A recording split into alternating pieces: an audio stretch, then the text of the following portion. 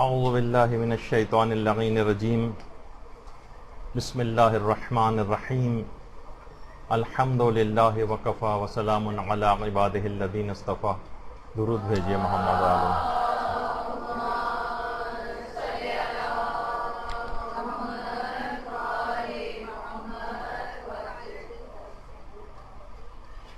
کیونکہ اگلی اتوار کو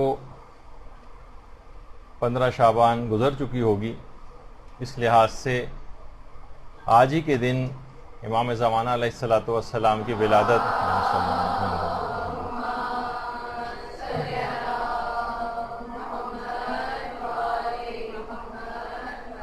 کی پیشگی مبارکباد قبول کیجیے. اچھا، آج جو ایک اہم ترین موضوع اس سلسلے میں ہے کہ تمام ائمہ کی کچھ نہ کچھ سیرت سے تو واقفیت ہے اور اس کا تذکرہ بھی ہوتا ہے. جو ہمارے اپنے زمانے کا امام ہے اس کی سیرت کیا ہے، اس کا کردار کیسا ہے، اس کا اخلاق کیا ہے، تاکہ ہم اپنے زمانے کے امام کی سیرت کی، کردار کی اور ان کے اخلاق کی پیروی کر سکیں. دیکھیے، ویسے تو اب آپ دیکھیں گے کہ جیسے جیسے 15 شعبان قریب آ رہی ہے، محافل منعقد ہونے لگیں گی، قصائد پڑھے جانے لگیں گے، لیکن اصلاً اگر دیکھیں، جیسے کہ آگے چل کر گفتگو میں واضح ہوگا کہ امام زمانہ سے بے توجہی وہ برتی جا رہی ہے. اللہم صلی علی محمد و علی محمد.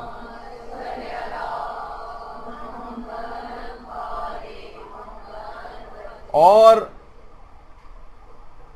علماء فرماتے ہیں کہ اصلاً امام زمانہ سے بے توجہی گویا اصول دین سے بے توجہی ہے، اور لگ یہ رہا ہے کہ ہم سب کے سب غفلت کے ایک زندان کے اندر قید ہوئے ہیں اور فقط منقبتیں پڑھنے کو، شاعری کرنے کو اور کیک کاٹنے کو کافی سمجھ لیا گیا ہے، اور سمجھا یہ جا رہا ہے کہ گویا یہی معرفت امام ہے.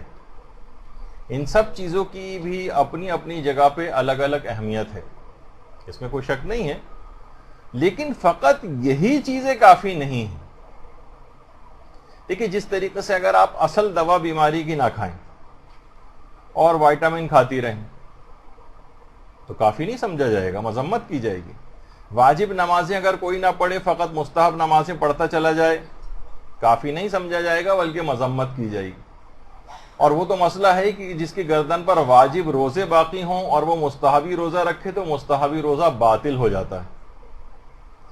لاکھ آپ صدقات دیں، چیریٹی کے کام کریں، لیکن خمس اور دیگر مالی واجبات ادا نہ کریں، کافی نہیں. ہزار عمرے کر کے آ جائیں مستحبی، مگر حج واجب نہیں کیا تو یہ جبران نہیں ہو سکتا اس حج واجب کا. تو یہی والی چیزیں ہمارے یہاں بھی ہیں کہ امام زمانہ کے سلسلے میں جو معرفت، جو ریکوائرمنٹ، جو چیزیں ہیں اس کو ہم نے نہیں سمجھا ہے، اور فقط مستحبات یا وائٹامن والی جو چیزیں ہیں ان کو سمجھ لیا گیا ہے کہ بس ہم نے منقبت پڑھ لی، پروگرام ارینج کر دیا، خوب پیسے بھی خرچ ہو گئے، ایک چھوٹی موٹی تقریریں اس کے اندر ہو گئیں، کیک ویک کاٹے، خوشیاں منائیں، گھروں کو چلے گئے. یہ نہیں کافی، بالکل بھی کافی نہیں ہے، اور اس کی کچھ اور ریکوائرمنٹس بھی ہیں. دیکھیے، انتظار ایک روحی کیفیت کا نام ہے. جتنا جس کا انتظار ہوتا ہے اتنا ہی اس کی آمد کے لیے آمادگی پائی جاتی ہے. مثلا کوئی دوسرے ملک سے کوئی مہمان آپ کے گھر آنے والا ہو، مثلا کوئی شوہر ہے کسی کا، وہ کئی سال بعد واپس آ رہا ہو، باپ ہے کسی کا، بھائی ہے وہ کئی سالوں بعد واپس آ رہا ہو، جتنا طولانی اس کا فراق ہوگا اتنا ہی اس سے ملنے کا زیادہ انتظار ہوگا. جتنی محبت اور دوستی اس شخص سے زیادہ ہوگی اتنی ہی انتظار کے اندر ایک تڑپ پائی جائے گی. انتظار کے لیے بے چینی، انتظار کے لیے بے قراری، یہ حرکات و سکنات سے ظاہر ہوتی. اچھا، اس روحی کیفیت کا، اس انتظار کا کوئی ایک مظہر بھی منتظرین امام زمانہ میں نہیں پایا جا رہا. کہیں سے انداز سے، حرکات اور سکنات سے نہیں پتہ چل رہا ہے کہ یہ لوگ منتظر ہیں. دکھائی نہیں دے رہا ہے۔ دیکھیے جب کوئی مہمان کسی کے گھر میں آ رہا ہوتا ہے تو گھر کو صاف ستھرا کیا جاتا ہے، لباس صاف کیا جاتا ہے، اپنے آپ کو ٹھیک ٹھاک کیا جاتا ہے، اور جتنی شخصیت مذہبی ہوتی ہے، مثلا بالفرض آیت اللہ سیستانی آپ کے گھر آنے والے ہوں، جتنی مذہبی شخصیت ہوگی اتنی ہی مذہبی صفائی آپ گھر کے اندر کریں گی، کوشش کریں گی کوئی ایسا ویسا میگزین کہیں رکھا ہوا نظر نہ آ جائے ڈرائنگ روم میں جہاں ان کو آ کر بیٹھنا ہے، ٹی وی اس طرح سے کھلا ہوا نہ ہو کہ ہر چیز اس کے اندر آ رہی ہے تو وہ کیا سمجھیں گے، آپ گانے بند کریں گی، فلمیں بند کریں گی، چینلوں کو ادھر سے ادھر کریں گی۔ تو دیکھیے گھر میں کوئی مجتہد آ رہا ہے، رہبر معظم تشریف لا رہے ہیں، مثلا یا آغا سیستانی آ رہے ہیں، گھر میں کہیں گٹار یا آلات موسیقی سامنے رکھیں گے، فوراً اس کو چھپایا جائے گا۔ عورتیں خواہ عام زندگی کے اندر بے پردہ گھومیں، کم سے کم جس وقت وہ مہمان آنے والا ہوگا اس وقت وہ حجاب کر لیں گی۔ اگر ایسا نہیں ہوگا اور اسی طرح سے گندگی کا گھر کے اندر مچا کے رکھی ہوئی ہے اور اس مہمان کے مذہبی ہونے کا بھی کوئی خیال نہیں کیا گیا اور اس انداز کی صفائی نہیں کی گئی، تو یہ سمجھا جائے گا کہ ان کو اس مہمان کی کوئی پرواہ نہیں۔ تو دیکھیے یہ کوئی انتظار نہیں ہے، بالکل کہا جاتا ہے علماء نے بہت ساری مماثلتیں پیش کی ہیں حضرت یوسف میں اور خود امام زمانہ علیہ الصلوۃ والسلام میں۔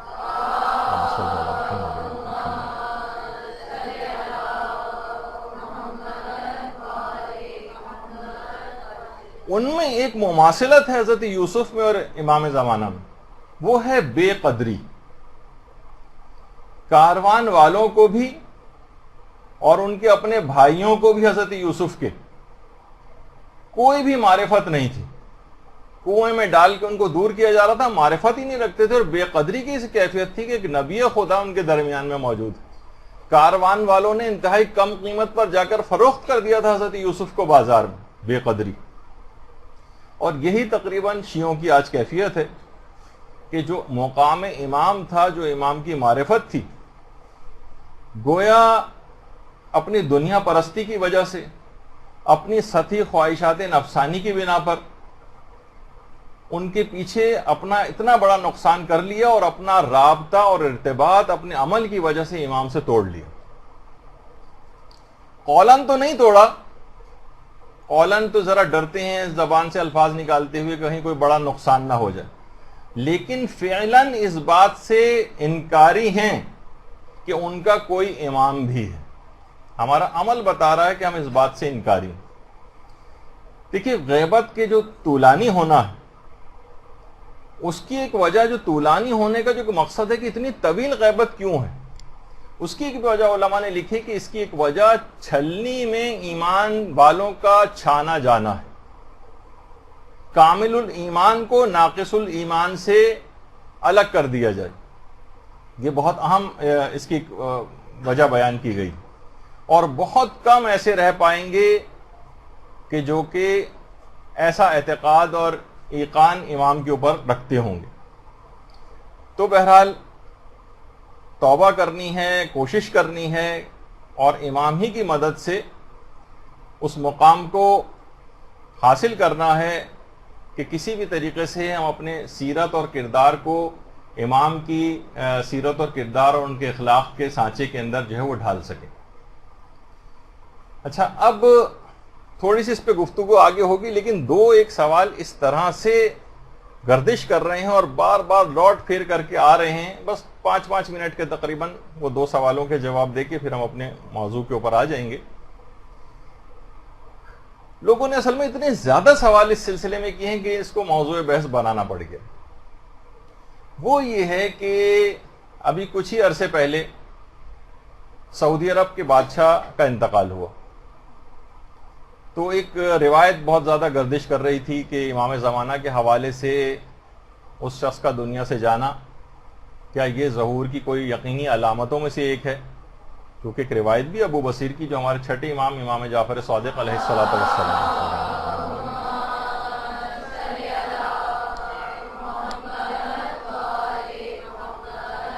ہم نے فرمایا کہ جو مجھے عبداللہ کے مرنے کی ضمانت دے میں اسے قائم کے ظہور کی ضمانت دیتا ہوں، اور امام نے فرمایا کہ اگر عبداللہ مر گیا تو اس کے بعد لوگ کسی ایک کے پیچھے جمع نہیں ہوں گے، بلکہ کسی ایک کے پیچھے جمع ہوں گے، اور اس کے بعد فوراً بعد مہدی کا ظہور ہو جائے گا اور سالوں کی بادشاہت کا خاتمہ ہو جائے گا، اور اس کے بعد جو بھی بادشاہتیں ہوں گی وہ صرف مہینوں اور دنوں میں ختم ہو جائیں گی۔ بادشاہ بہت کم کم مدت کے لیے بنیں گے اور اس کے بعد ختم ہو جائیں گے۔ راوی نے پوچھا مولا کیا اس میں بہت وقت لگے گا؟ امام نے فرمایا نہیں، یعنی عبداللہ کے مرنے میں اور حضرت قائم کے آنے میں زیادہ وقت نہیں لگے گا۔ اچھا، یہ جو روایت ہے لوگ پیش بھی کرتے ہیں اس کو کہ جناب شیخ طوسی کی جو کتاب الغیبہ ہے، یہ غیبت طوسی کے نام سے جو کتاب ان کی مشہور ہے، اس کے علاوہ شیخ حر عاملی نے اثبات الہدات کے اندر بھی اس روایت کو لکھا ہے، اور قطب راوندی نے اپنی کتاب الخرائج والجرائح اس کے اندر بھی لکھا ہے، البتہ بغیر اسناد کے ساتھ اس کو نقل کیا ہے۔ علامہ مجلسی نے اس کو بحار الانوار کے اندر لکھا ہے۔ آیت اللہ آصف محسنی جو کہ افغانستان کے آیت اللہ ہیں، اور ماشاءاللہ وہاں کا جو بہرحال کانسٹیٹیوشن جو افغانستان کا بنا ہے اس کے اندر بہت بڑا حصہ آیت اللہ آصف محسنی کا ہے۔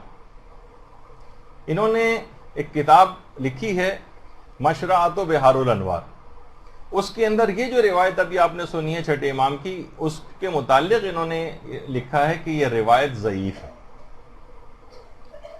اب دوسری بات ہے کہ یہ پتہ نہیں چلتا ہے کہ یہ کس عبداللہ کی بات ہو رہی ہے، کیونکہ جو سابقہ ادوار تھے اس میں امام صادق کے دور میں بھی ایک عباسی خلیفہ تھا کہ جس کا نام عبداللہ ابو جعفر المنصور تھا، تو ایک بادشاہ پہلے بھی اس نام کا گزر چکا ہے، اور اس کے بعد ایک اور چھٹے امامی کے دور میں ایک اور بادشاہ بھی آیا، اس کا نام بھی عبداللہ تھا جس کا لقب الصفا تھا، اور جو آخری عباسی خلیفہ گزرا تھا جس کا لقب المستعصم تھا، اس کا نام بھی عبداللہ تھا۔ تو اب اتنے سارے عبداللہ گزر چکے ہیں، کس عبداللہ کی بات ہو رہی ہے روایت کے اندر یہ پتہ نہیں۔ اور بعض روایات میں یہ آیا ہے کہ عبداللہ کے جو مرنے کی خبر ہے وہ عرفات میں جس وقت حاجی موجود ہوں گے وہاں پر ان کو ملے گی، جو بحار الانوار کی 56ویں جلد کی روایت ہے کہ عرفات کے میدان کے اندر حاجی موجود ہوں گے، وہاں پر ان کو عبداللہ کے مرنے کی خبر ملے گی، جبکہ جو یہ موجودہ عبداللہ تھا یہ ربیع الثانی میں اس دنیا سے گیا تھا۔ اچھا، پھر یہ علماء نے یہ بھی فرمایا ہے کہ جو موجودہ زمانے میں جو اردن کا بادشاہ ہے اس کا نام بھی عبداللہ ہے،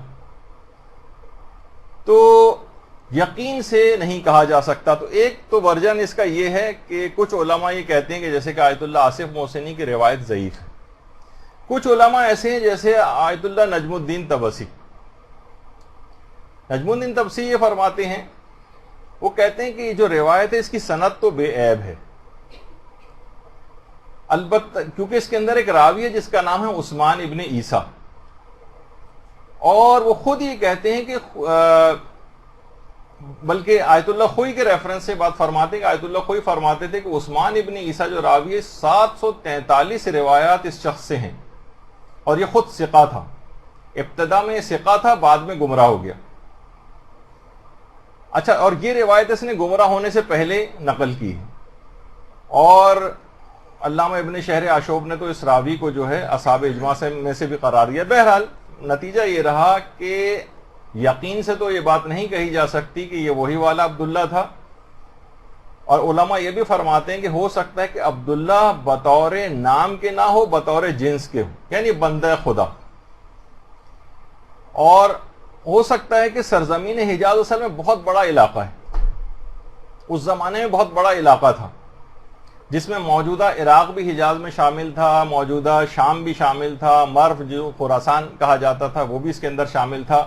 اب کہاں کا بادشاہ مراد ہے؟ اس نام کے بہت سے بادشاہ تاریخ میں پہلے بھی گزر چکے ہیں، اور ایک ہی وقت میں اس وقت بھی 2 بادشاہ اس نام کی اسی علاقے کے اندر جو ہے وہ موجود ہیں، تو یقینی طور پر تطبیق کرنا کہ اس سے کون سا والا مراد ہے یہ یقین سے بات نہیں کہی جا سکتی۔ البتہ علماء فرماتے ہیں ایک بات اپنے لیے آپ طے کر سکتے ہیں، وہ یہ ہے کہ اپنے اعمال اور افکار اور کردار کو بہتر بنانے کے لیے اس روایت کے احتمال کی وجہ سے ظہور کے زمانے کو نزدیک تر سمجھا جا سکتا ہے اور اس کے لیے تیاری شروع کی جا سکتی ہے. درود بھیجیے محمد و آل محمد صلی اللہ علیہ وسلم.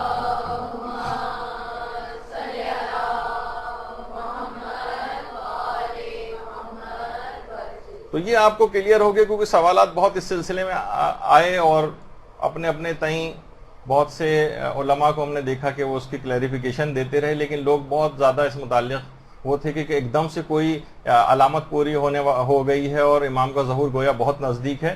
تو احتمال اس کا اپنی جگہ پر پایا جاتا ہے، اور اس لحاظ سے اگر نزدیک بھی ہے، چلیں آپ کو اگر یقینی طور پہ بتا دیا جائے کہ آپ بہت نزدیک ہے، کہ احتمال بھی ہے کہ بہت نزدیک ہے، تب بھی تیاری کیا ہے؟ تیاری تو پھر اس کے لحاظ سے اور زیادہ بہتر ہونی چاہیے نا. دونوں احتمال، چاہے یقین ہو یا احتمال ہو، دونوں امکانات کیونکہ اس کے اندر پائے جاتے ہیں، تو دونوں صورتوں میں تیاری اچھی ہونی چاہیے. اچھا، جہاں لوگ تیاری کی بات کر رہے ہیں، ایک دوسرا گروہ اور ہے جو انٹرنیٹ سوشل میڈیا کے اوپر بہت ایکٹیو ہے اور جو کہ مجتہدین کے خلاف ہے. وہ ایک روایت کو بہت زیادہ اچھال رہا ہے، موجودہ علماء اور مراجع کے خلاف ہرزہ رسائی کر رہا ہے، اور وہ یہ ہے کہ ایک روایت جس کے اندر مفہوم اس کا یہ ہے کہ امام فقہاء اور مجتہدین کو اپنے تلوار سے قتل کریں گے. اور بہت سے لوگ تو تنزیہ طور پر آ کر علماء کے گلوں کو چومتے ہیں کہ یہی وہ جگہ ہے کہ جہاں پر امام زمانہ کی تلوار چلے گی. اچھا، یہ جو روایت ہے اس کو بہت زیادہ پھیلایا جا رہا ہے اور لوگ بہت پریشان ہو رہے ہیں کہ دیکھیے تو واقعی اس کا مطلب یہ ہے کہ کوئی نہ کوئی گڑبڑ ہے کہ خود امام نے بات بیان کی ہے. دلائل الامامہ میں بھی یہ والی روایت موجود ہے جو بھی پیش کرنے والا ہوں. غیبت توسی کے اندر بھی یہ روایت ہے. اثبات الہدات میں شیخ حر عاملی نے بھی اس کو لکھا ہے. بہت سارے حوالے آپ کو ملیں گے. بہار الانوار میں علامہ مجلسی نے بھی لکھا کہ جب امام زمانہ علیہ السلام قیام کریں گے، اللہم صلی علی محمد و علی محمد،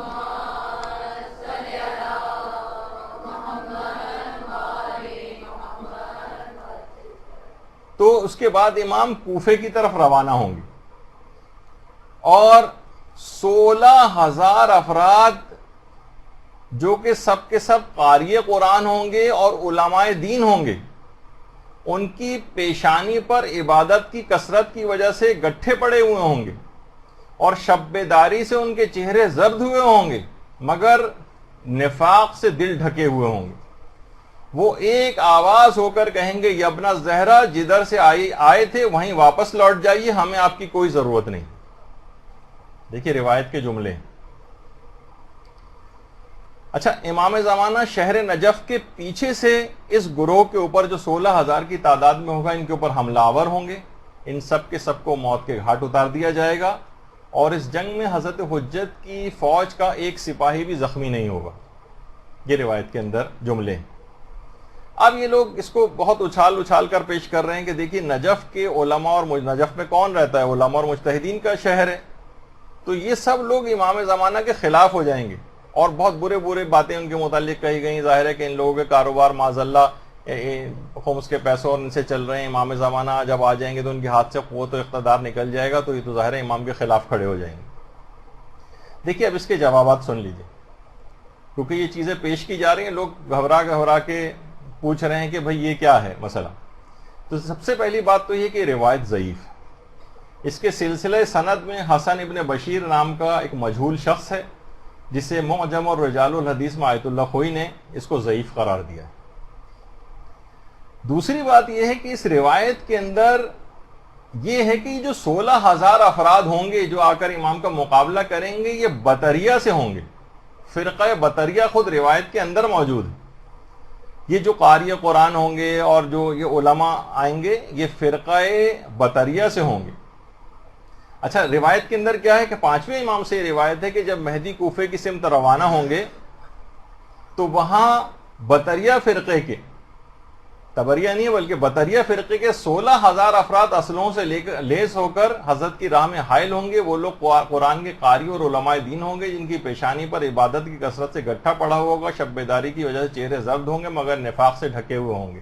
وہ سب ایک آواز ہو کر کہیں گے، اے فرزند فاطمہ، جدھر سے آئے ادھر ہی لوٹ جاؤ، اس لیے کہ ہمیں تمہاری کوئی ضرورت نہیں.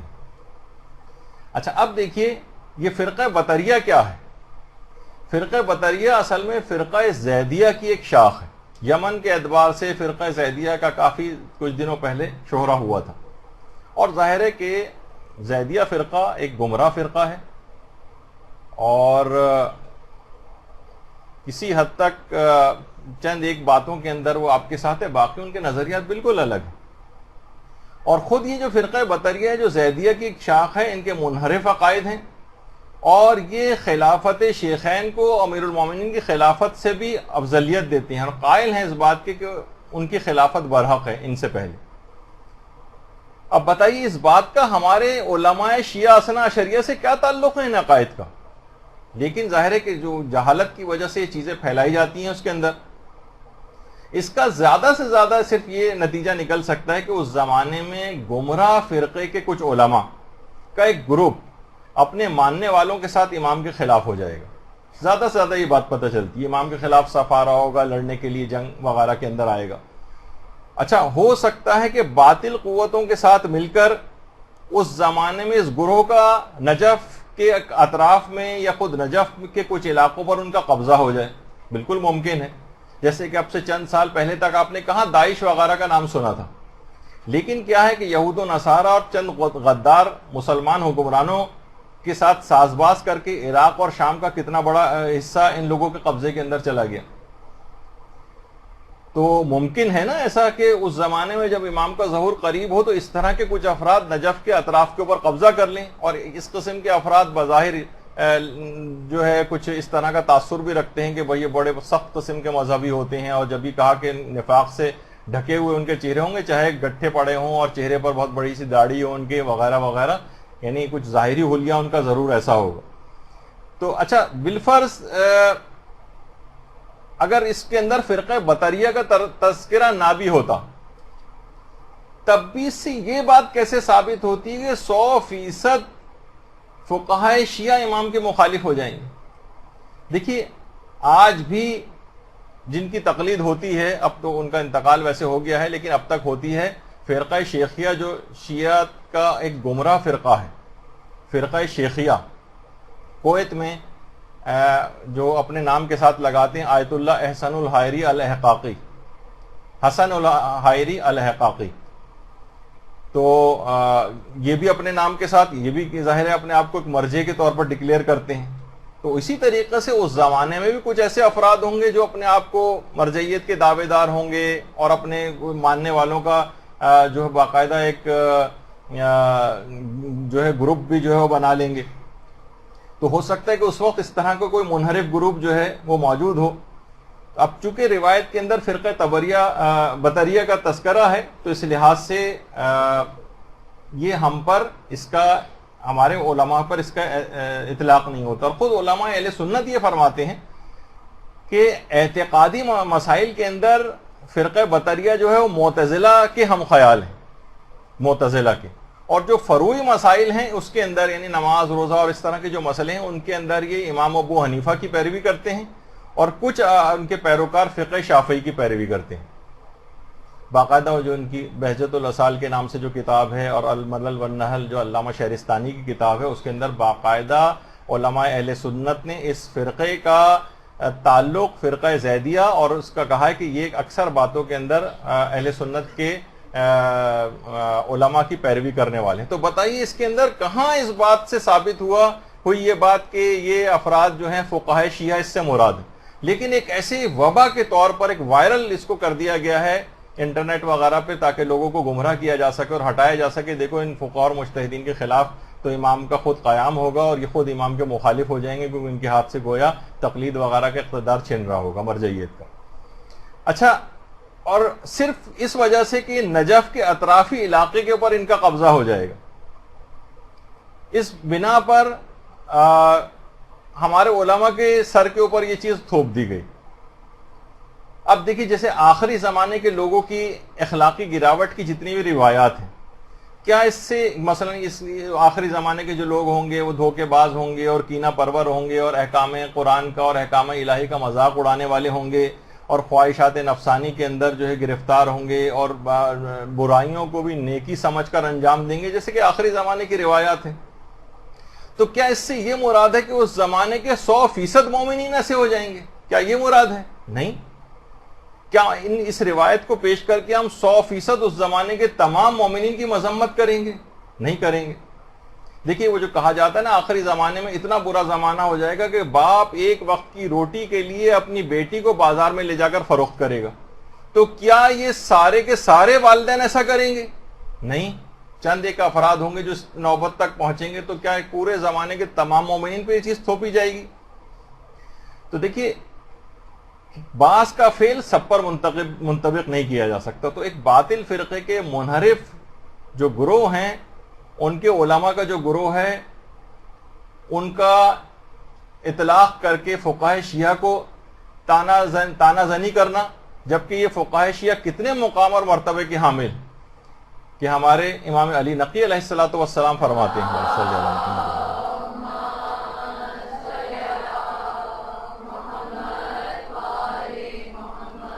کہ اگر ہمارے قائم کی غیبت کے بعد ایسے علماء موجود نہ ہوتے جو الہی حجتوں کے ذریعے امام کی طرف دعوت دیتے، رہنمائی کرنے والے، ان کے دین کا دفاع کرنے والے اور اللہ کے ضعیف الاعتقاد بندوں کو ابلیس کے جال اور شیطانوں کے شر اور ناصبیوں کے شر سے بچانے والے تو نہ ہوتے، تو کوئی بھی شخص دین اسلام پر باقی نہ رہتا اور مرتد ہو جاتا.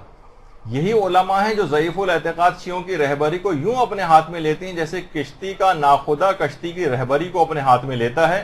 یہی علماء ہیں جو اللہ کی بارگاہ میں افضل ترین مقام رکھتے ہیں. تو ان علماء اور مراجع کے خلاف ایک بہت بڑی آج کل ایک سازش ہو رہی ہے، جس کو آپ کو سمجھنا چاہیے. اور انٹرنیٹ پہ بہت زیادہ زہر اس کا اگلا جا رہا ہے، اور اخباری فکر کے جو حامل لوگ ہیں اور اجتہاد و تقلید اور مراجع کے جو مخالف ہیں، ان لوگوں کے ہاتھوں کے اندر کھیل رہے ہیں اور گویا ایک کٹی ہوئی پتنگ کی طرح سے سادہ لوح افراد کو بیوقوف بنایا جا رہا ہے. تو خود اس کے اندر کیونکہ امام زمانہ کے لحاظ سے ایک بات اس کے اندر آ رہی تھی جس سے لوگوں کو گمراہ کیا جا رہا تھا، تو ہم نے سوچا کہ یہ ایک باتیں آپ کو جو ہے کلیئر کر دی جائیں. اچھا اب آ جائیے اپنے مضمون اور موضوع کے اوپر کہ امام زمانہ علیہ السلام کی سیرت و اخلاق اور کردار کی پیروی کیسے کریں. ہمیں امام کے اخلاق اور سیرت کو پہلے پتہ تو ہو جبھی تو پیروی کی جائے گی. دیکھیے امام کی علماء فرماتے ہیں کہ امام کی سیرت اور کردار کی جو ان کا جو سیرت اور کردار ہے اس کے اندر نمایاں ترین جو ان کا پہلو ہے سیرت کا، وہ آپ کا علم ہے، وسیع ترین علم.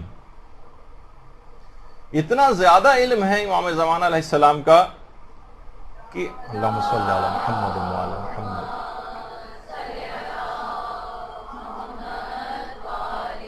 کہ علامہ باقر شریف قرشی یہ فرماتے ہیں کہ انہوں نے روایت بھی لکھی ہے کہ دنیا کے تمام علماء، ڈاکٹرز اور سائنسدان یہ سب امام زمانہ سے آ کر ملاقات کریں گے اور آپ کا امتحان لیں گے. باقاعدہ جس طرح سے پوچھا جاتا ہے، آپ اس طرح سے ان کے تمام سوالات کے جوابات دیں گے کہ وہ سب کے سب آپ پر ایمان لے آئیں گے اور کوئی ایک بھی ایسا نہیں ہوگا جو آپ کی امامت کا قائل نہ ہو جائے.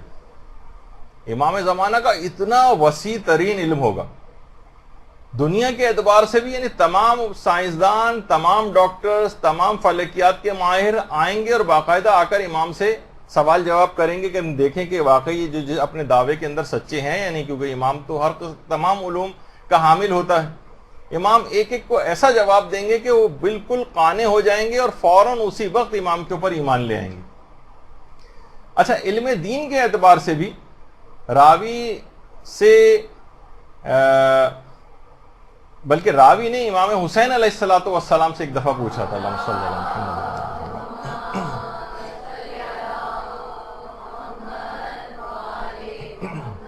کہ مولا مہدی کی پہچان کیسے ہوگی، کس چیز کے ذریعے ہم ان کو پہچانیں گے. تو امام نے ایک جملہ فرمایا، حلال و حرام الہی کے علم کے ذریعے. یعنی علم دین کے اندر بھی وہ اتنا زیادہ گہرا علم رکھتے ہوں گے کہ ایک ایک حلال خدا اور حرام خدا کو انتہائی باریکیوں کے ساتھ اس کو بیان کریں گے.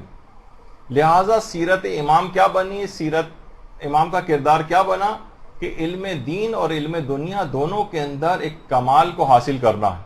جب آپ کو امام کی سیرت یہ پتہ چلی کہ دنیاوی علم کے اندر بھی امام کا اتنا زیادہ کمال ہوگا اور علم دین کے اندر بھی اتنا زیادہ امام کا کمال ہوگا، تو ان کے ماننے والے پھر اس جہالت والی زندگی کو کیسے گزار سکتے ہیں؟ باقاعدہ احتجاج طبرسی کی جو روایت ہے کہ امام زمانہ علیہ السلام خود یہ بات جملہ ارشاد فرماتے ہیں کہ ہمیں شیعہ قوم کے جوہلا اور بے وقوفوں نے اور ایسے لوگوں نے جن کے دین کے مقابلے میں مچھر کا پر بھی بہت بھاری ہے، بہت اذیت اور تکلیف پہنچائی. دیکھیے باقاعدہ جملے، یا محمد ابن علی جو راوی امام نے اس سے فرمایا قد اذانا جوہلاء الشیعہ وہمقاؤہم، ہمیں شیعہ قوم کے جاہل اور احمق لوگوں نے بہت تکلیف پہنچائی. ومن دینہ جناح البعوضۃ ارجح منہ، جن کا دین ایک مچھر کے پر سے بھی زیادہ ہلکا ہے، یعنی ایک مچھر کا پر بھی ان کے دین سے زیادہ بھاری. لیکن جاہل اور احمق اپنی کم معلومات اور اپنی بہت سطحی معلومات کی وجہ سے دین کی کسی بھی منحرف اور چرب زبان مقرر سے متاثر ہو جاتا ہے، اس کے افکار کو اپنا جزو ایمان بنا لیتا ہے جاہل اور احمق ہونے کی وجہ سے.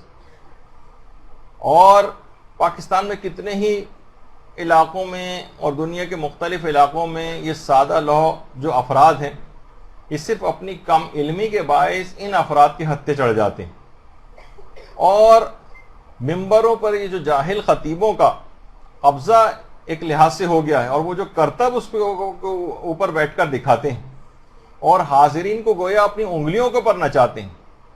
دیکھیے کوئی نہ کوئی ہنر تو پایا جاتا ہے نا، ایسے تو کوئی کسی کے پیچھے نہیں لگ جاتا ہے، ان کی بہت سی منفی صلاحیتوں کا تو انکار نہیں کر رہے ہم، تو بہرحال اپنی انگلیوں کے اوپر وہ لوگ اس طرح سے نچاتے ہیں. تو یہ تمام باتیں امام زمانہ کے قلب سلیم کو سخت ناگوار گزرتی ہیں، انہیں اذیت پہنچاتی ہیں.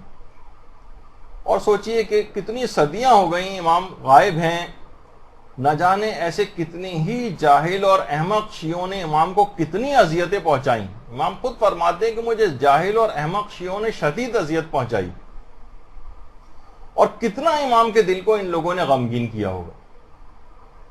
تو امام کی سیرت علمی کے اوپر عمل کرنا ہے، علم دین ہو یا علم دنیا ہو، اس کے اندر خوب محنت کرنی ہے. تو پھر یہ کہا جائے گا کہ ہاں آپ نے امام کی سیرت پر اور ان کے کردار پر عمل کرنے کی کوشش کی. یہاں تو لوگ سوچتے ہیں کہ اچھا کیا ہم امام جتنا علم گویا ہم ان کے مقابلہ اور برابری کریں گے. مقابلہ اور برابری آپ کو نہیں کرنا ہے، آپ کو پیروی کرنا ہے ان کی سیرت کی.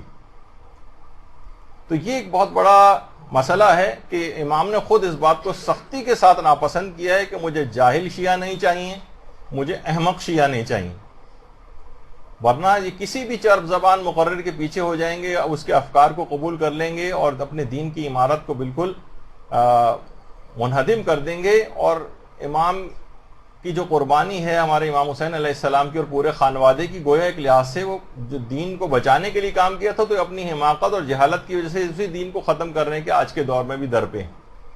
تو امام کی سیرت کا تقاضا یہ ہوا کہ علم کے لحاظ سے اپنے آپ کو لازمی طور پر آگے بڑھاتے جانا ہے. اچھا اب دیکھیے کہ یہاں کراچی میں بھی کتنے خواتین کے بھی مدرسے چل رہے ہیں. 15 سال سے یہاں پر بھی خواتین ہمارے یہاں پڑھ رہی ہیں، لیکن اتنی محنت نہیں کر پا رہی ہیں کہ مثلا کچھ مسائل کے اندر ہی کچھ مہارت حاصل کر لیں، خواتین کے مسائل کے اندر مہارت حاصل کر لیں، کچھ خدمت امام جو ہے وہ انجام دے دیں. کتنی عورتوں کی اکثریت ہے وہ نماز و روزے ان کے غلط ہوئے چلے جا رہے ہیں، مسائل کو نہ جاننے کے باعث خراب ہوئے چلے جا رہے ہیں. تو دیکھیے ظہور کے بعد بھی یہی سیرت امام رہے گی، یہی سیرت، یعنی علم کا ایسا فروغ امام آ کر کریں گے. غیبت کے اندر بھی وہ اسی بات کو چاہتے ہیں کہ شیعہ جہالت اور حماقت سے اپنے آپ کو بچائیں اور علم حاصل کریں، اور ظہور کے بعد بھی اسی پہ کارآمد ہوں گے. کہ روایات کے اندر یہ ملتا ہے کہ علم و دانش کے 27 جز ہیں، 27 جز ہیں علم کے، دانش کے اور عقل کے. اور اب تک تمام پیغمبروں نے آ کر فقط 2 اجزاء وہ صرف نمایاں کیے ہیں، صرف 2 اجزاء، باقی 25 اجزاء امام زمانہ آ کر خود آشکار کریں گے۔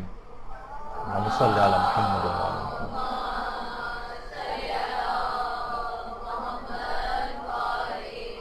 اتنا زیادہ علم دیں گے، اتنا زیادہ علم دیں گے کہ لوگوں کی عقلیں بھی کامل ہو جائیں گی، علم بھی گویا کامل ہو جائے گا علم کے فروغ کے اعتبار سے، اور اس کا اظہار خود سیرت امام زمانہ کے اندر ہی موجود ہے علم کے فروغ کے اعتبار سے۔ اور 5ویں امام تو یہ جملہ بھی ارشاد فرماتے ہیں کہ اس زمانے میں عورتوں کا علم اس قدر زیادہ ہو جائے گا کہ گھر میں بیٹھنے والی پردہ نشین عورتیں وہ فتوے دیا کریں گی اور باقاعدہ مقدمات کے فیصلے کریں گی، قضاوت کریں گی۔ روایت کے اندر یہ بات آئی، یعنی کتاب خدا اور سنت پیغمبر سے گھر کی عورتیں علم کے اندر اتنا زیادہ جو ہے وہ آگے بڑھ جائیں گی۔ تو اب جو غیبت کا پیریڈ چل رہا ہے اس کے اندر خواتین کو علمی اعتبار سے بھی بہت زیادہ آگے جانے کی کوشش کرنی چاہیے، اور یہ فقط یہ نہ سوچ کے بیٹھ جائیں کہ بھائی علم و دانش کا کام ٹھیک ہے، جس وقت امام آئیں گے اس وقت ہوگا، دیکھا جائے گا، اس وقت امام زمانہ خود ہی کر لیں گے جب آئیں گے۔ تو یہ تو ان کی اپنی ذمہ داریوں میں سے کہ ہم بیچارے کیا کر سکتے ہیں۔ نہیں، جو اس زمانے کے اندر غیبت کے اندر جو اپنے فریضے کو ادا کر رہا ہوگا وہ اس زمانے میں بھی بڑھ کر فریضے کو ادا کرے گا۔ جو اس زمانے میں سست اور کاہل کے طور پر بیٹھا رہے گا، ٹی وی ڈراموں کے اندر مست رہے گا، شاپنگوں اور بازاروں اور ٹیلروں کی دکانوں کے چکر کاٹتا رہے گا، اس زمانے میں کسی خدمت کے لیے اس کو نہیں اٹھایا جائے گا۔ تو دیکھیے، غیبت کے زمانے میں ایسا کردار اپنا بنانا ہے کہ ظہور امام کے بعد آپ ان کے زمانے ظہور میں زندگی گزارنے کے قابل ہو سکیں۔ اس غیبت کا زمانہ تیاری کا زمانہ ہے، ظہور کے بعد تیاری نہیں ہے، زمانے غیبت میں تیاری کرنا ہے۔ وہ تو پھر عمل کا اور ایکشن کا دور شروع ہو جائے گا۔ اس وقت تھوڑی کہ آپ کو بٹھا کر جو ہے وہ ایک ایک چیز جو ہے وہ ٹھیک ہے اپنے طور پر علم کا فروغ اس لحاظ سے ہوگا، لیکن یہ نہیں کہ اس زمانے میں ان افراد کو ہی اٹھایا جائے گا جو کسی بھی اعتبار سے زمانے غیبت میں کچھ کام کر کے یہاں سے گئے ہوں گے، جو عیش کوشی کی زندگی گزارتے رہے ہوں گے، لاپرواہی کی زندگی گزارتے رہے ہوں گے، انہیں کسی خدمت کے لیے نہیں اٹھایا جائے گا۔ اور خود امام زمانہ کا علم ایسا کہ امیر المومنین علیہ الصلوۃ والسلام نے امام زمانہ کے متعلق بتایا، صلی اللہ علیہ وسلم،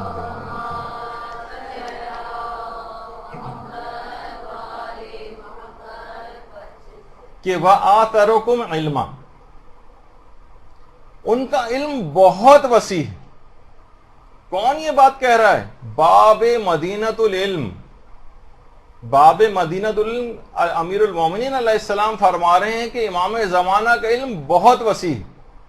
جو خود باب مدینۃ العلم اس کے علم کی گواہی دے رہے ہوں تو سوچئے کہ امام زمانہ کا علم کتنا ہوگا۔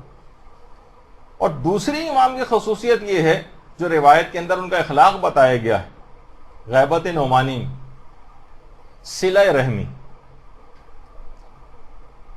خود امیر المومنین علیہ السلام فرماتے ہیں کہ ہوا اوسعکم کہفا وآترکم علما واوصلکم رحمہ، آپ کی پناہ گاہ بہت وسیع ہے، آپ کا علم بہت وسیع ہے، اور آپ بہت زیادہ صلہ رحمی کرنے والے ہیں۔ دیکھیے، امام زمانہ کی سیرت اور کردار کے اوپر آپ کو عمل کرنا ہے نا، اور ارادہ کر رہی ہیں صلہ رحمی بہت زیادہ کرنی۔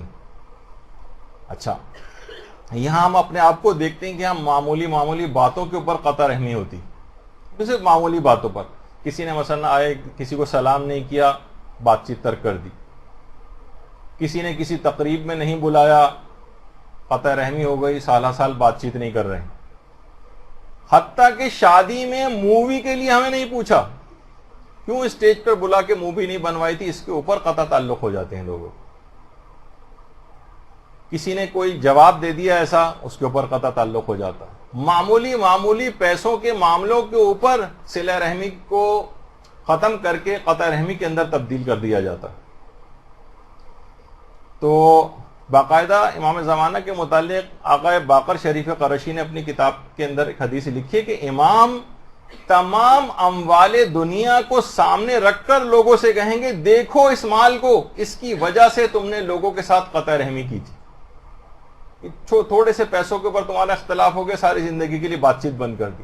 سامنے رکھیں گے مال کو اور کہیں گے دیکھو یہی وہ مال ہے جس مال کی وجہ سے تم نے لوگوں سے قطع رحمی کی تھی. اتنی اہم ترین چیز ہے کہ امام کی جو سیرت ہے وہ بہت زیادہ صلہ رحمی کرنے والے ہیں. تو ہمیں اگر امام کی سیرت کے اوپر عمل کرنا ہے تو امام کی سیرت پر عمل کا تقاضا یہ ہوگا کہ اب سے جتنے رشتہ دار ایسے ہیں کہ جن سے تعلقات ہمارے خراب ہیں ان سے تعلقات کو بحال کرنے کی کوشش کریں. جن سے بات چیت بند کی ہوئی ہے امام کی سیرت پر عمل کے ارادے کی وجہ سے اب ان سے بات چیت کرنا شروع کریں. آہستہ آہستہ اپنے گھر بلانا شروع کریں. یعنی ضروری نہیں کہ بالکل ہم پیالہ ہم نوالا ہو جائیں. ہمارے یہاں یہ بھی ایک تصور ہے کہ سوچتے ہیں کہ صلہ رحمی سے مراد ہے بس دن اور رات ان کے گھر پڑے رہیں, بار بار ان کے یہاں آئے جائیں اور گھنٹوں وہاں پہ بیٹھ کے وقت ضائع کریں. نہیں, یہ مراد نہیں. کم سے کم واجب صلہ رحمی کی حد تک کہ قطع رحمی نہ ہو, بات چیت بند نہ ہو, کچھ نہ کچھ ان کے ساتھ ملنا جلنا وغیرہ اس انداز سے رکھا جائے. تو آج ہی سے کیونکہ ارادہ کرنا ہے کہ ہمیں امام کی سیرت اور کردار کے اوپر عمل کرنا ہے تو اس کے اندر صلہ رحمی کی طرف قدم کو اپنے آگے بڑھانا.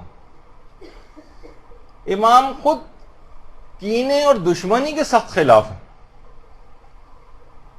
روایات میں جملہ ہے کہ امام زمانہ کی جب حکومت ہوگی تو لوگوں کے دلوں سے کینہ نکل جائے گا. کینے کو امام ختم کریں گے اور اس طرح جب کینہ نکلے گا تو اس طرح ان کی حکومت میں رہنے والے افراد کے درمیان سے اختلافات کا خاتمہ ہو جائے گا. کہ اصل میں کینہ اور دشمنی اور ایک دوسرے کے لیے جو دلوں میں ہم نے برائیاں پال کے رکھی ہوئی یہ اختلافات کی ایک بہت بڑی وجہ. تو جب کینہ دلوں سے ختم کریں گے امام آ کر, امام کی سیرت یہ ہے, تو پھر اختلافات بھی ختم ہو جائیں گے. اور اب ہمیں ارادہ کرنا ہے کہ امام کی سیرت کے اوپر عمل کریں گے تو اس لحاظ سے ہمیں اب سے ہی روزانہ اگر ہم یہ سوچیں کہ جن سے بھی رشتہ دار ایسے ہیں, عموماً دیکھا جائے تو بدقسمتی ہے کہ زیادہ تر آپ کو کینہ محسوس رشتہ داروں ہی سے ہوتا ہے. شاید کہ دشمنان اہل بیت سے بھی اتنا زیادہ نامعلوم اگر آپ اپنے دل کو ٹٹولیں تو اتنے خلاف آپ نہیں ہوں گے جتنے اپنے بہت سے مومن رشتہ داروں کے خلاف ہو جاتے ہیں. تو کینے کو ختم کرنے کا ایک ہی نسخہ ہے کہ روزانہ اس شخص کے لیے جس کے لیے بھی کینہ پایا جاتا ہے اس کے لیے دعائیں خیر کرنا شروع کر دیں. نماز میں جو آپ اس کے بعد دعائیں مانگتی ہیں نا, ایک دعا اس کے لیے رکھ دیں. آپ دیکھیں گے 30-40 دن ہی گزریں گے کہ اس کا کینہ آہستہ آہستہ ختم ہونے لگے گا اور اس کے لیے دعائیں خیر کرنے کے نتیجے میں اس کے دل سے بھی آپ کا کینہ نکلے گا اور آپ قریب آنے لگیں گے. تو اپنے مومن رشتہ داروں کے اس طرح سے چیزوں کو دل سے نکالنا پڑے گا کیونکہ امام زمانہ کی سیرت یہ ہوگی کہ امام اس کو اگر ختم کریں گے تو ابھی سے ہی غیبت میں جو ہمیں تیاری کرنی ہے امام کے ظہور کی راہ ہموار کرنے کے لیے تو امام کی اس سیرت پہ عمل کر کے ابھی سے ہی کینہ اور دشمنیوں کو دل سے نکالیں. اچھا, اب مسئلہ یہ ہے کہ جب کینہ نکلے گا, دیکھیے ہمارے ساتھ ہوتا کیا ہے کہ ہم زیادہ تر افراد ایک دوسرے سے ہر وقت شاکی رہتے ہیں. گھر ہو, مسجد ہو, مدرسہ ہو, کوئی ادارہ ہو, سب کو کچھ نہ کچھ ایک دوسرے سے کینہ رہتا ہے, شاکی رہتے ہیں. یہ نہیں ہونا چاہیے. تو ظاہر ہے کہ جب امام آئیں گے تو اخلاق لوگوں کا کمال کی طرف جائے گا, عقلیں اپنی کمال کی طرف جائیں گی, تو یہ تمام چیزیں رہ نہیں پائیں گی پھر. اور امام زمانے کی ایک سیرت اور بھی ہے کہ جو دعائے ندبہ کے اندر کہی جاتی ہے, کہاں ہے وہ جو جھوٹ اور تہمتوں کی جڑوں کو کاٹنے والا, اَيْنَ قَاطِعُ حَبَائِلَ الْكِذْبِ وَالْإِفْتِرَاءِ.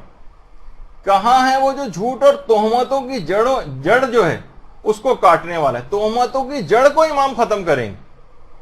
یعنی امام کی سیرت ہوگی کہ امام تہمتوں کو برداشت نہیں کریں گے. ہاں, یہاں ہم دیکھتے ہیں کہ کس طرح سے کسی کے متعلق سنی سنائی باتوں کو صرف ہم ادھر سے ادھر کر رہے ہوتے ہیں اور اس کے اندر یقین جاننے کی حقیقت اتنی نہیں ہوتی جتنی آپ باتوں کو لوگوں کے اندر پھیلایا جا رہا ہوتا ہے, جو کہ افتراء, الزامات اور تہمت کے اندر آتا ہے. تو امام کی اپنی سیرت یہ ہوگی کہ امام تہمتوں اور افتراؤں کو آ کر اس کی جڑوں کو کاٹ دیں گے. یعنی جھوٹ کی جڑ کو کاٹیں گے, تہمت اور افطرا کی جڑوں کو کاٹیں گے. تو یہ والی سیرت امام کی آپ کو اب عمل کر کے دکھانا ہے اس کے اوپر, کیونکہ آپ کو جب امام کی سیرت پتہ چل گئی کہ امام ان چیزوں کو ختم کرنے والے ہیں تو جھوٹ کو اپنی زندگیوں سے ختم کرنا پڑے گا. معمولی باتوں پر جھوٹ بولنا, افطرا, ایک دوسرے کے اوپر تہمتیں لگا دینا, آپ دیکھیے کتنی آسانی کے ساتھ اس کے اندر حقیقت بھی نہیں پائی جاتی, صرف احتمال ہوتا ہے, آپ کو لگ رہا ہوتا ہے کہ شاید اس نے ایسا کیا تھا اور آپ ایک یقینی بات بنا کر لوگوں کے سامنے اس کو پیش کر دیتی ہیں. اسی کو افتراء, تہمت کہا جاتا. امام کی ایک اور جو اخلاق اور سیرت ہے وہ ہے تحمل و بردباری. امام کتنے مظالم مستقل دیکھتے آ رہے ہیں, کتنے مظالم دنیا کے اندر ہو رہے ہیں،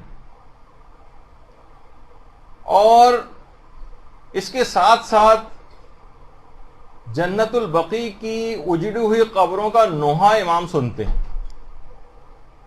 اور بقول آیت اللہ سید احمد زنجانی کے روزانہ 2 مرتبہ واقعہ کربلا کو امام اپنی آنکھوں سے دیکھتے ہیں۔ کوئی شخص بھی واقعہ کربلا کو تحمل نہیں کر سکتا مکمل طور پر، اور امام مکمل طور پر روزانہ 2 مرتبہ اپنی آنکھوں سے واقعہ کربلا کو دیکھتے ہیں۔ کتنا امام کے اندر تحمل اور برداشت۔ شیخ محمد جعفر جوادی وہ فرماتے ہیں کہ ایک دفعہ عالم کشف میں نے ایک لحاظ سے جو تقریباً جاگتی ہوئی آنکھوں سے ہوتا ہے، امام زمانہ علیہ السلام کو بہت زیادہ غمگین دیکھا کہ امام فرما رہے تھے کہ میرا دل خون ہو گیا ہے، یہ امام جملے ارشاد فرما رہے تھے، اور صحیفہ مہدیہ جو ہے اس کے اندر باقاعدہ امام حسین علیہ السلام کا ایک جملہ ہے امام زمانہ کے متعلق، اللہم صلی علی محمد و علی محمد،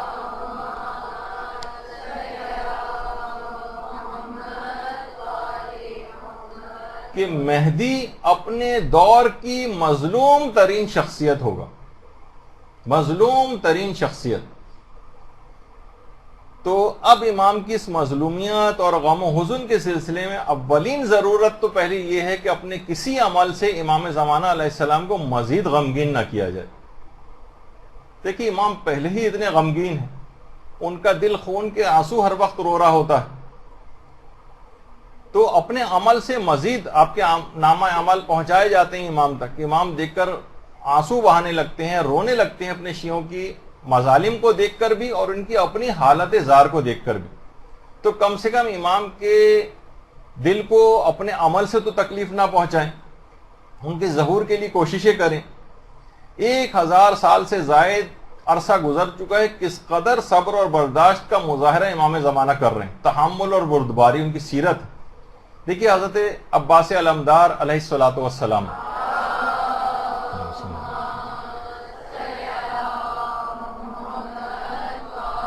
روز عاشور ایک دن قیام کی اجازت نہیں ملی تھی، آج تک اس کا تذکرہ ہوتا ہے حضرت عباس کا کہ ان کو قیام کرنے کی، ان کو تلوار چلانے کی امام نے اجازت نہیں دی تھی، اور ان کے تحمل اور برداشت کا اور وفاداری کا کس حد تک تذکرہ ہوتا ہے۔ سوچئے کہ حضرت حجت 1000 سال سے زیادہ کس قدر برداشت سے کام لے رہے ہیں، ان ظالموں سے انتقام لینے کی پروردگار کی طرف سے ابھی اجازت نہیں کہ امام زمانہ علیہ السلام آئیں اور ان سے باقاعدہ آ کر انتقام لیں۔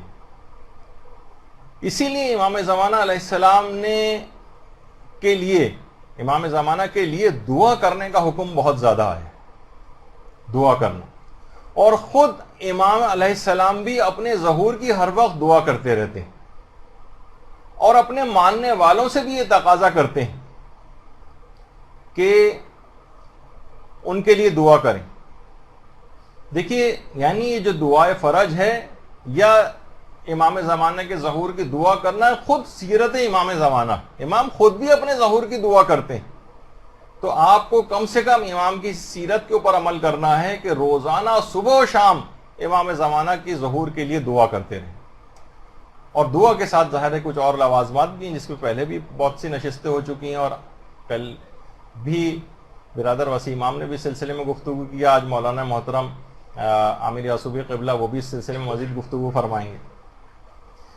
تو صبح و شام اس پر عمل کرنا ہے۔ خود ہمارے چھٹے امام امام صادق علیہ الصلوۃ والسلام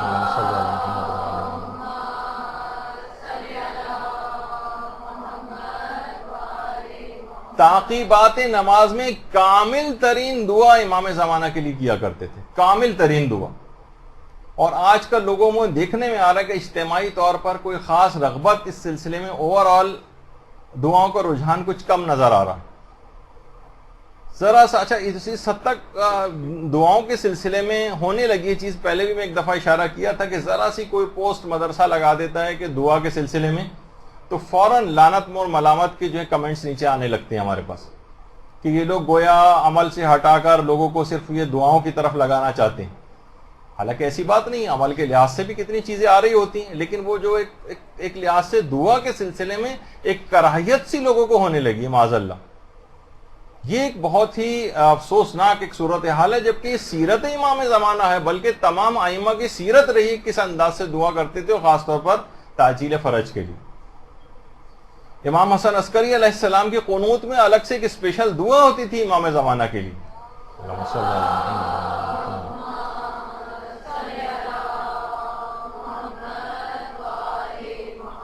مصباح المتحجد جو شیخ طوسی کی کتاب ہے، اس کے اندر اس بات کا تذکرہ ہے کہ امام رضا علیہ الصلوۃ والسلام بھی امام زمانہ کے لیے دعا کیا کرتے تھے. درود بھیجیے نا.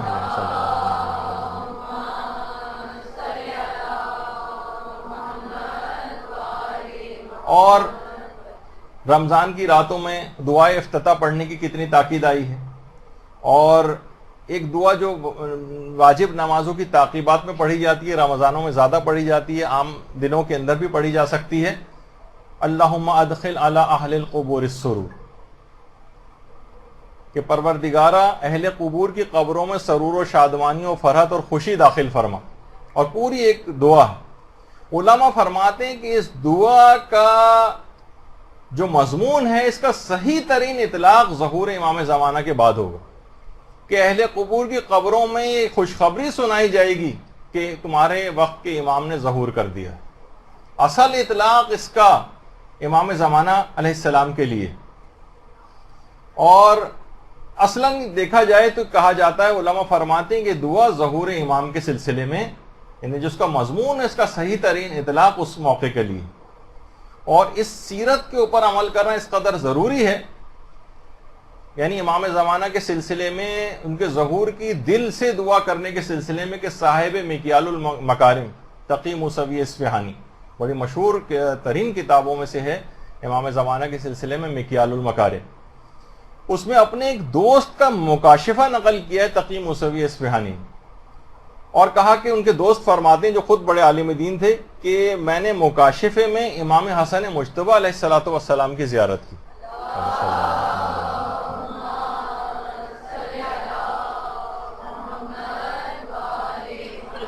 امام حسن علیہ السلام نے فرمایا، لوگوں تک میرا یہ پیغام پہنچا دو. دیکھیے آپ تک امام کا پیغام، کہ مہدی کے ظہور کی تعجیل کے سلسلے میں کثرت سے دعا کیا کریں. اور یہ دعا امام فرماتے ہیں، یہ دعا نماز جنازہ کی طرح سے واجب کفائی نہیں ہے کہ کچھ لوگوں کے انجام دینے سے باقی لوگوں کے اوپر یہ چیز ساقط ہو جائے. امام زمانہ کی تعجیل فرج کی کثرت سے دعا کرنے کا جو حکم ہے، وہ نماز پنجگانہ کی طرح سے سب پر فرض ہے، اور سب لوگ اس فریضے کو بجا لانے کے مکلف ہیں، سب کے سب لوگ. تو انسان کو چاہیے کہ ہر وقت امام زمانہ علیہ السلام کے لیے دعا کرتا رہے. دیکھیے علماء ایک چیز اور فرماتے ہیں کہ جب کسی شخص کے پاس کوئی کمی ہوتی ہے نا، اس وقت دعا کرتا ہے. جب وہ کسی کمی کا احساس کرتا ہے تو دعا کرتا ہے. اگر اسے کسی چیز کی کمی کا احساس نہیں ہو تو وہ اس کے لیے دعا نہیں کرے گا.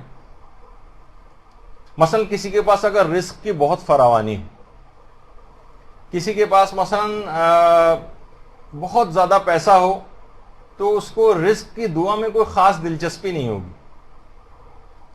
کسی کے پاس مثلا اولاد بہت کثیر تعداد میں ہو، کثیر العیال شخص ہے.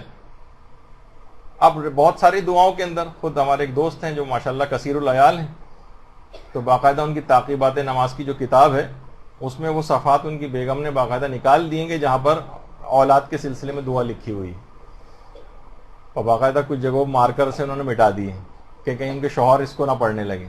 تو بہرحال اب ان کی نہیں ہے دعا پرائیورٹی کے اندر، اب کثرت عیال پہلے سے ان کے پاس ہے. تو اب دیکھیے امام زمانہ علیہ السلام کے سلسلے میں بالکل ایسا ہی ہوا کہ امام کے سلسلے میں لوگوں کے لیے کسی ضرورت یا کمی کا ان کے اندر کوئی احساس موجود نہیں. کیوں کریں گے وہ دعا امام کی ظہور کے لیے؟ ان کی زندگیوں میں کوئی کمی نہیں ہے، امام کی کوئی ضرورت کا ان کو احساس ہی نہیں ہے، تو دعا اس لحاظ سے کیوں کریں؟ تو دیکھیے لوگوں کو چاہیے کہ امام کی ضرورت کو، امام کی کمی کے احساس کو اپنے اندر پیدا کریں کہ کس قدر ایک بڑی نعمت عظمیٰ ان سے چھینی ہوئی. دیکھیے برادران یوسف کو احساس ہی نہیں تھا کہ کس قدر عظیم نعمت، اتنا عظیم پیغمبر ان کے درمیان موجود ہے جس کو کھوئے دے رہے ہیں، بازاروں میں فروخت کر رہے ہیں، کنویں کے اندر ڈال رہے ہیں. تو ان کو احساس ہی نہیں ہوا تھا. تو یہی والی چیز ان کو نہ اس کمی کا احساس تھا، نہ اس ضرورت کا احساس تھا. ہم بھی برادران یوسف کی طرح سے ایسے بے عمل ہو چکے ہیں کہ ہمیں اس اپنے زمانے کے امام کی کوئی کمی کا، کسی ضرورت اس کا احساس ہی نہیں کہ ان کی ہمارے زندگیوں میں کیا مقام ہونا چاہیے، لہٰذا ان کے لیے دعا بھی نہیں کی جاتی. دیکھیے ویسے تو ہر وقت دعا کرنا ہے، امام کی سیرت ہر وقت دعا کرنا ہے، لیکن خاص طور پر روز جمعہ ضرور اسپیشلی دعا کرنی ہوتی. دیکھیے ہر دن کسی نہ کسی سے منسوب ہے امام سے. جمعے کا دن امام زمانہ علیہ السلام سے منسوب دن ہے.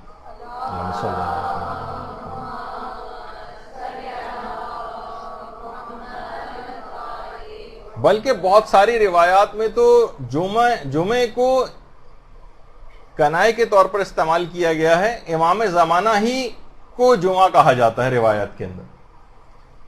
خود ہمارے جو چھٹے امام، امام جعفر صادق علیہ السلام فرماتے ہیں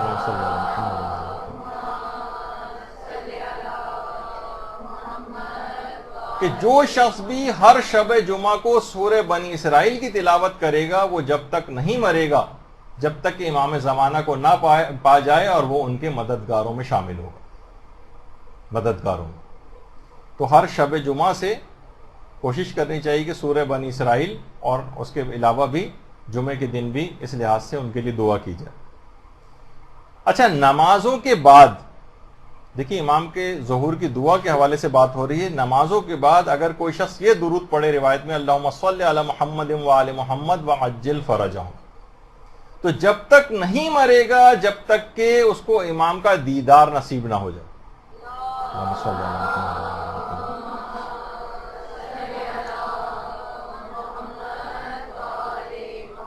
اور امام زمانہ سے اسی نسبت کی وجہ سے بھی غالباً امیر المومنین نے جمعے کے دن کو عید کا دن بھی قرار دیا، گویا ہر جمعے کا دن ایک عید کے دن کی طرح سے. اور کہا جاتا ہے کہ جو شخص بھی شب جمعہ اور روز جمعہ کے احترام کی رعایت نہ کرے اور اس میں گناہ کے کام انجام دے تو ان گناہوں کا عذاب بھی بڑھا کر دیا جاتا ہے اس کو. مثلا اگر کوئی شخص شب جمعہ علانیہ گناہ کرے، علانیہ گناہ کہتے ہیں ظاہر بظاہر کھلم کھلا گناہ کرنا. مثلا کوئی عورت بے پردہ ہو کر یا مثلا میک اپ وغیرہ کر کے ہوٹلنگ کے لیے نکل رہی ہے، آؤٹنگ کے لیے نکل رہی ہے، تو روایت میں آیا کہ اگر کوئی شخص شب جمعہ علانیہ گناہ کرے تو خدا ساری زندگی کے گناہوں کے برابر جو عذاب دیا جاتا ہے وہ اس فقط ایک گناہ کے بدلے میں اس کو دے گا جو اس نے شب جمعہ انجام دیا ہوگا.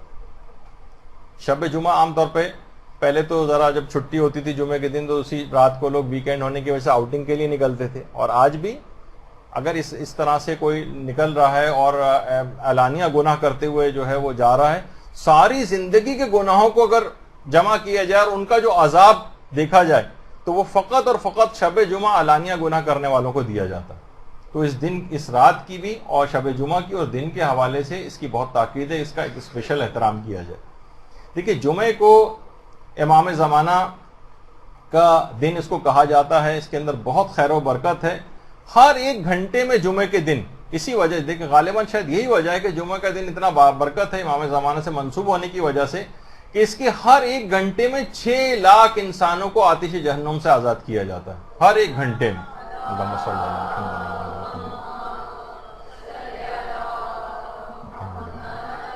تو ایک خاص احترام اس کے دن کا کرنا ہے اور اسے بالکل آپ کو ضائع نہیں کرنا ہے. اس دن غسل جمعہ انجام دیں اور اس دن جو ہے نمازیں پڑھیں، عبادات خدا جو ہے وہ انجام دیں، اذکار کچھ اسپیشل قسم کے جمعے کے دن ہیں وہ آپ پڑھیں، درود آپ زیادہ سے زیادہ اس دن پڑھیں، اور خاص طور پر امام زمانہ کی تعجیل فرج کی جو دعائیں ہیں وہ ضرور اس دن اسپیشلی انجام دیں دعا کے سلسلے میں جو حکم.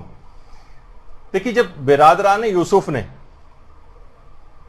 آ کر معافی مانگی تھی حضرت یعقوب سے، اپنے باپ سے کہ ہمیں معافی کی درخواست کی تھی، تو حضرت یعقوب کا ایک جملہ قرآن نے نقل کیا کہ قال سوف استغفر لکم ربی انہ هو الغفور الرحیم، میں ان قریب تمہارے لیے خدا سے استغفار کروں گا، تمہارے لیے خدا سے معافی کی درخواست کروں گا ان قریب. اور ان کی بخشش کی دعا کے لیے تاخیر کی. علماء فرماتے ہیں یہ تاخیر اس وجہ سے کی تھی کیونکہ ہفتے کے بیچ کے دنوں میں انہوں نے آ کر یہ دعا کی درخواست کی تھی کہ ہمیں معافی دلوائیں. تو حضرت یعقوب نے جمعے کے سحر کے وقت تک دعا کرنے میں تاخیر کی تاکہ لازمی طور پر جب جمعے کی سحر کے وقت اگر دعا کریں گے تو لازمی وہ دعا قبول ہوتی. یعنی ان کو معافی دلوانے کے لیے حضرت یعقوب نے برادران یوسف کے لیے دعا میں تاخیر کی یہاں تک کہ جمعے کی سحر آ گئی. تو وہ لازمی کیونکہ دعا قبول ہوتی ہے اس وجہ سے تاخیر کی. تو جمعے کی سحر کے وقت بھی علی الخصوص امام زمانہ علیہ السلام کی تعجیل فرج کی دعا اس موقع پر اس وقت خاص طور پر کریں. یہی وجہ ہے کہ جمعے کو سید الایام بھی کہا جاتا ہے، یعنی دنوں کا سردار. اور روایات میں یہ بھی بات آئی ہے کہ جمعے کو قیامت کے دن ایک خاص شکل میں مبعوث کیا جائے گا اور ایک عظیم شان کے ساتھ یہ دن آئے گا، ایک عظیم شان کے ساتھ. سید ابن طاؤس فرماتے ہیں کہ یہاں جمعے سے مراد کنایا ہے امام زمانہ علیہ السلام مراد ہے کہ عجیب و غریب شان کے ساتھ امام زمانہ قیامت میں آئیں گے. اور یہ بھی روایت میں آیا کہ جو بھی اس دن محمد و آل محمد پر درود بھیجے گا خدا اس کی شفاعت لازمی کرے گا.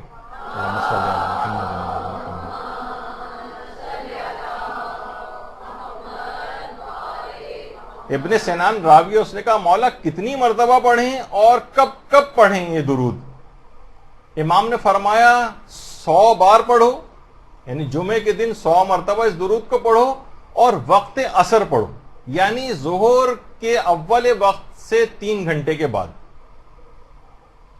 ظہر کا وقت مثلا 12:30 بجے اگر ہو رہا ہے آج کل 12:32 یا اس کے اراؤنڈ، تو اب آپ یہ سمجھیں کہ تقریباً 3 بجے کے قریب 3:30 بجے کے قریب آپ اس درود کو پڑھیں. یعنی امام نے فرمایا کہ 100 مرتبہ پڑھو اور وقت عصر پڑھو، اور کہا کہ 100 بار پڑھو اور پھر اس کے بعد وَأَجِّلْ فَرَجَهُمْ کا یعنی اس کے اندر اضافہ بھی کرنا. اور اس بات الہدات میں شیخ حر عاملی نے لکھا کہ جمعے ہی کے دن امام زمانہ علیہ السلام قیام بھی فرمائیں گے ایک روایت کے مطابق. تو دیکھیے امام کی جو سیرت اور کردار ہے خود اپنے لیے دعا کرنا، اور مومنین سے الگ سے امام نے اور کسی چیز کا تقاضا آپ سے نہیں کیا ہے، یہ تقاضا کیا ہے کہ میری تعجیل فرج کی زیادہ دعائیں کیا کرو، یعنی آپ سے التماس کی ہے ایک دعا کے سلسلے میں. تو کتنا زیادہ اس فریضے کو عمل کرنا چاہیے اور پورے عزت اور احترام کے ساتھ جمعے کے تمام تقاضوں کو بھی دیکھتے ہوئے اور اس کے احترام کے تقاضوں کو دیکھتے ہوئے اس دعا کے اوپر عمل کرنا. اچھا، اب امام کی سیرت اور اخلاق کے اندر ایک اور نمایاں ترین سیرت جو ہے وہ ہے مومنین کی مدد کرنا، ان کی مشکلات دور کرنا. اب دیکھیے ظہور سے پہلے بھی امام یہ کام کرتے رہے ہیں اور ظہور کے بعد بھی امام مومنین کی مشکلات کو حل کریں گے، جیسے کہ ہمارے چوتھے امام امام زین العابدین علیہ السلام فرماتے ہیں اللہم صلی اللہ علیہ وسلم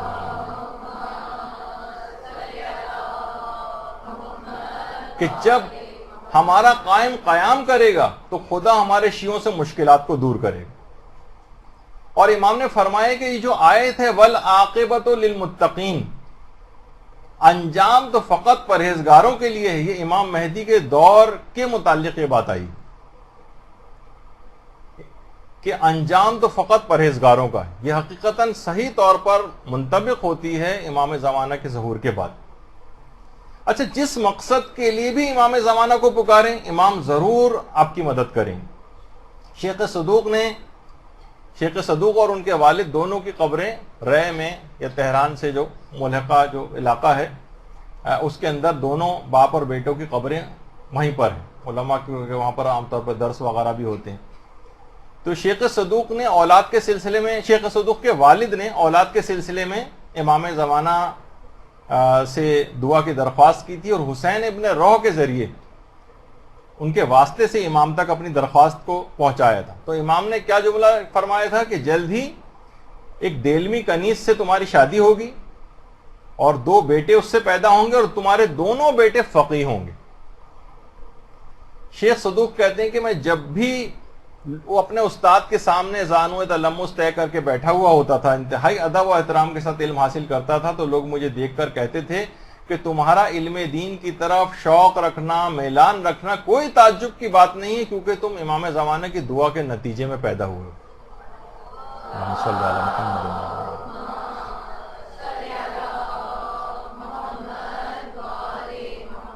جیسی مدد کی درخواست ہم کریں گے امام سے, امام اس دعا کو اسی انداز سے قبول کریں گے. دیکھیے شیخ صدوق کے والد نے درخواست کی تھی کہ امام زمانہ مجھے دو تو نہیں, مجھے ایسی اولاد نصیب فرما جو فقیہ بھی ہوں.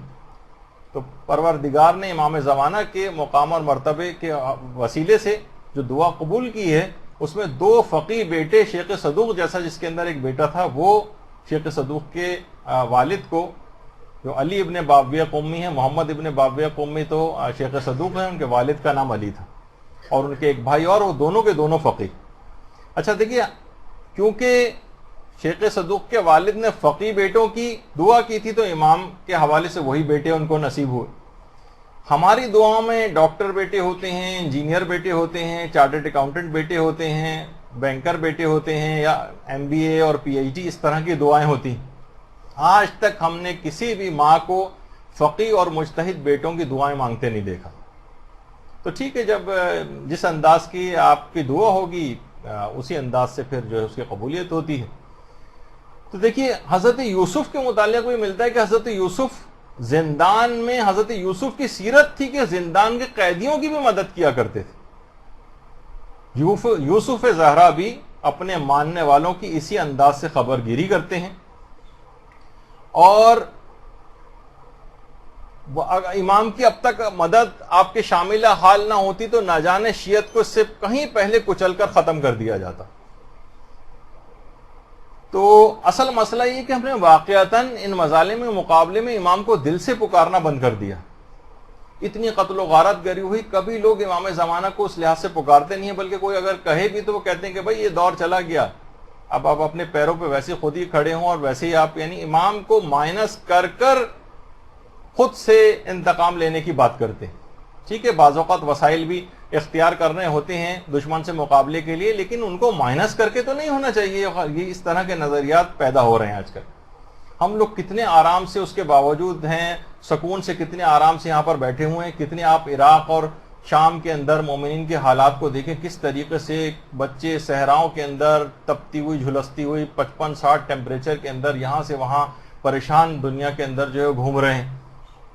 اور اگر آپ دیکھیں کتنی بڑی تعداد میں جو ہے ان کو اس لحاظ سے مارا جا رہا ہے, کہاں سے ایک شہر سے نکل کر دوسرے شہر کے اندر کس طرح سے جو ہے لوگ پریشان حال جو ہے وہ کتنی اذیتوں کے اندر جو ہے مبتلا ہیں. لیکن کیا ہے کہ ہم ان مظالم پر, ان تمام چیزوں کے کیونکہ ہم خود اس وقت نسبتاً آرام اور سکون کے اندر ہیں, تو لہٰذا وہ تڑپ اور وہ چیز ہمارے اندر پائی نہیں جا رہی. اپنے اندر اس تڑپ کو پیدا کریں, کم سے کم ان مومنین کے لیے روزانہ دعا کیا کریں, خاص طور پر اپنی دعاؤں میں ان تمام پریشان حال مومنین کے کس طرح سے ایک ان کے اوپر عذابوں کو مسلط کر دیا ہے ظالموں نے, کہ کتنی مشکلات کے اندر وہ گزار رہے ہیں. تو ہم امام زمانہ سے بھی غافل ہیں اور اپنی عیش اور عشرت کے اندر ان مومنین سے بھی گویا غافل ہیں. تو امام زمانہ کی جو سیرت ہے اس حد تک مدد کرتے ہیں اگر واقعی دل سے پکارا جائے. یقین کیجئے کہ اگر کوئی واقعی دل سے پکارنے والا ہو تو یہ مصیبتیں بہت جلد دور ہو سکتی ہیں. شیفتگان امام مہدی کے نام سے جو کتاب ہے اس میں باقاعدہ ایک اصفہانی عالم دین کا واقعہ نقل کیا گیا ہے کہ جو کہ اس زمانے میں بہت کام کیا کرتے تھے اور انحرافات دینیہ جو ہیں اس کے خلاف بہت کام کرتے تھے. خاص طور پر جو بہائیت کا جو ایک باطل مذہب کو فروغ دیا گیا, جس طریقے سے دیکھیے یہاں پر قادیانیت کو فروغ دیا گیا, ہر جگہ کچھ علاقوں کے اندر خاص مذاہب کو فروغ دیا باطل نے, تو وہ بہائیت کے خلاف تقریر کرتے تھے. یہ تو خود فرقہ بہائیہ جو تھا, جو کہ خود ہی باطل قوتوں نے پیدا کیا تھا, انہی کے ایک بزرگ بیٹھے ہوئے ہیں یہاں پر جو تصویر کے اندر موجود ہیں. لیکن وہ اصفہانی عالم بہائیت کے خلاف تقریر کرتے تھے. تو کہہ رہے ہیں ایک دفعہ میں تقریر کر کے واپس جا رہا تھا تو رستے میں کچھ لوگوں نے بصد اصرار بہت مجھ سے اچھے طریقے سے پیش آئے اور کہا کہ کم سے کم آپ ہمارے گھر اتنا ضرور مہربانی کریں، ہمارے گھر چل کر چائے پی لیں۔ دیکھیے بعض اوقات ہوتا ہے ایسا کہ اس طرح سے آ کر کہا، وہ کہہ رہے ہیں میں انکار نہیں کر سکا اور ان کے گھر چائے کے لیے پہنچ گیا۔ کہہ رہے ہیں جیسے ہی گھر میں پہنچا ایک دم سے پورا منظر بدل گیا، وہ سب بہائی تھے، اور کہا کہ اب ہم تم پر حملہ آور ہوں گے اور اب تمہیں ہم قتل کر دیں گے۔ اچھا، اب جب انہیں یقین ہو گیا کہ واقعی اب میرا موقع ایسا آ گیا قتل ہونے کا، انہوں نے کہا مجھے صرف 2 رکعت نماز پڑھنے کا موقع دے دو۔ جب تک وہ قتل کے لیے آمادہ ہوئے انہوں نے کہا ٹھیک ہے 2 رکعت نماز پڑھ لو۔ کہنے میں نے پکا ارادہ کر لیا کہ اب جو میں 2 رکعت نماز پڑھوں گا اس کے آخری سجدے میں 7 مرتبہ المستغاث یا صاحب الزمہ پڑھوں گا۔ امام زمانہ سے ایک اسپیشل دعا سجدے کی حالت میں امام کا نام بھی لے سکتے ہیں اور دعا بھی مانگ سکتے ہیں۔ کہا فقط ارادہ کیا تھا کہ دوسری رکعت کے دوسرے سجدے میں 7 مرتبہ اس دعا کو پڑھوں گا، اچانک سے ایک تیز آواز کے ساتھ اسی وقت دروازہ کھولا اور ایک نورانی شخصیت اندر داخل ہو گئی۔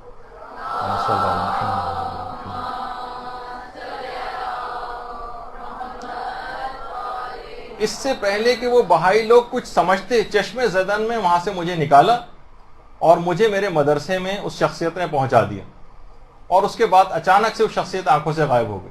میں سوچ ہی رہا تھا کس نے مجھے نجات دی، مجھے سمجھ میں آ گیا کہ میرے آقا و مولا نے اس استغاثہ کے نتیجے میں میری مدد کو پہنچے ہیں اور مجھے اس سے نجات دلائی۔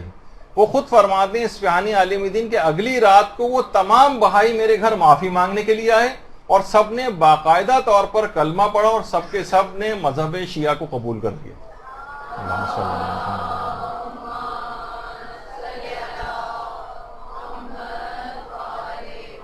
پکاریے، دل سے پکاریے امام زمانہ کو، پھر آپ دیکھیے کہ کس طرح سے امام کی مدد آتی۔ اگر کوئی امنگ ہی امام کے لیے دل کے اندر پیدا نہیں ہو رہی تو اس لحاظ سے پھر مدد بھی نہیں آئے گی۔ دیکھیے حضرت یوسف کی سیرت میں بھی یہی بات تھی کہ برادران یوسف نے اگرچہ ان کے اوپر مظالم کیے تھے، ان کا حق ادا نہیں کیا تھا، ان کی معرفت حاصل نہیں کی تھی، لیکن حضرت یوسف نے پھر بھی ان کی مدد میں کبھی کوئی کوتاہی نہیں کی اپنے بھائیوں کی، بلکہ ان کو معاف کیا، ان کے اوپر بہت سارے احسانات کیے۔ تو یہی سیرت یوسف زہرا کی بھی کہ لوگ اگرچہ ان کی معرفت نہیں رکھتے، لوگوں اگرچہ ان کا حق ادا نہیں کرتے، لیکن تب بھی امام لوگوں کی مدد سے اپنے ہاتھوں کو نہیں ہٹاتے۔ اور امام کی جو سیرت ہے اس کے اندر ایک سیرت خاص طور پر سخاوت بھی، کہ امام رضا فرماتے ہیں کہ مہدی جواد و بالمال، یعنی بہت زیادہ مال کو بانٹنے والے اور خرچ کرنے والے، مال کو بہت زیادہ بخشنے والے، شدید و علی العمال رحیم و بالمساکین، یعنی امام اپنی حکومت کے عہدے داروں پر بہت زیادہ سخت ہوں گے اور مساکین پہ بہت زیادہ رحم کرنے والے ہوں گے۔ دیکھیے امام زمانہ کی سیرت ہے باقاعدہ ہی۔ آج ہم کسی مسجد میں، مدرسے میں، کسی ادارے میں کوئی بھی شخص جو بھی وہاں کا منتظم ہوتا ہے ذرا سی کوئی سختی کرتا ہے ادارے کی بہتری کے لیے تو لوگ اس کو جو برا ماننے لگتے ہیں، تو امام زمانہ اس سے کہیں زیادہ سختی کریں گے آ کر کہ تم لوگوں کے اوپر جو بھی مسئول ہے، نگران ہے، وہ اس کے اندر اگر سستی کرے گا، کاہلی کرے گا تو امام سختی کے ساتھ نمٹیں گے۔ لوگوں کے ساتھ نرمی ہوگی لیکن مسئولین کے ساتھ سختی ہوگی۔ تو دین کے لیے کبھی کبھار سختی کرنے کی بھی ضرورت پیش آتی ہے تو اس کو برداشت کرنا چاہیے، لیکن عام لوگوں پر انتہائی نرمی اور مہربانی کا سلوک امام کریں گے۔ تو لوگوں کی فلاح اور بہتری کے لیے سیرت امام زمانہ کیا ہے؟ بالکل سیرت نبوی کی مانند۔ امام زمانہ کی سیرت بالکل پیغمبر اسلام کی سیرت کی طرح سے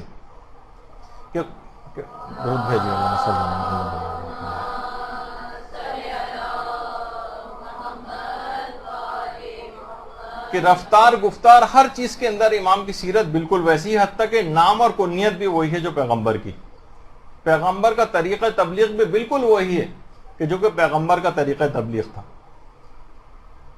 اور امام اس حد تک لوگوں کی سیرت امام کی ہوگی، اس حد تک لوگوں کا خیال کرنے والے ہوں گے کہ کوئی تکلیف لوگوں کو پہنچنے نہ دیں گے۔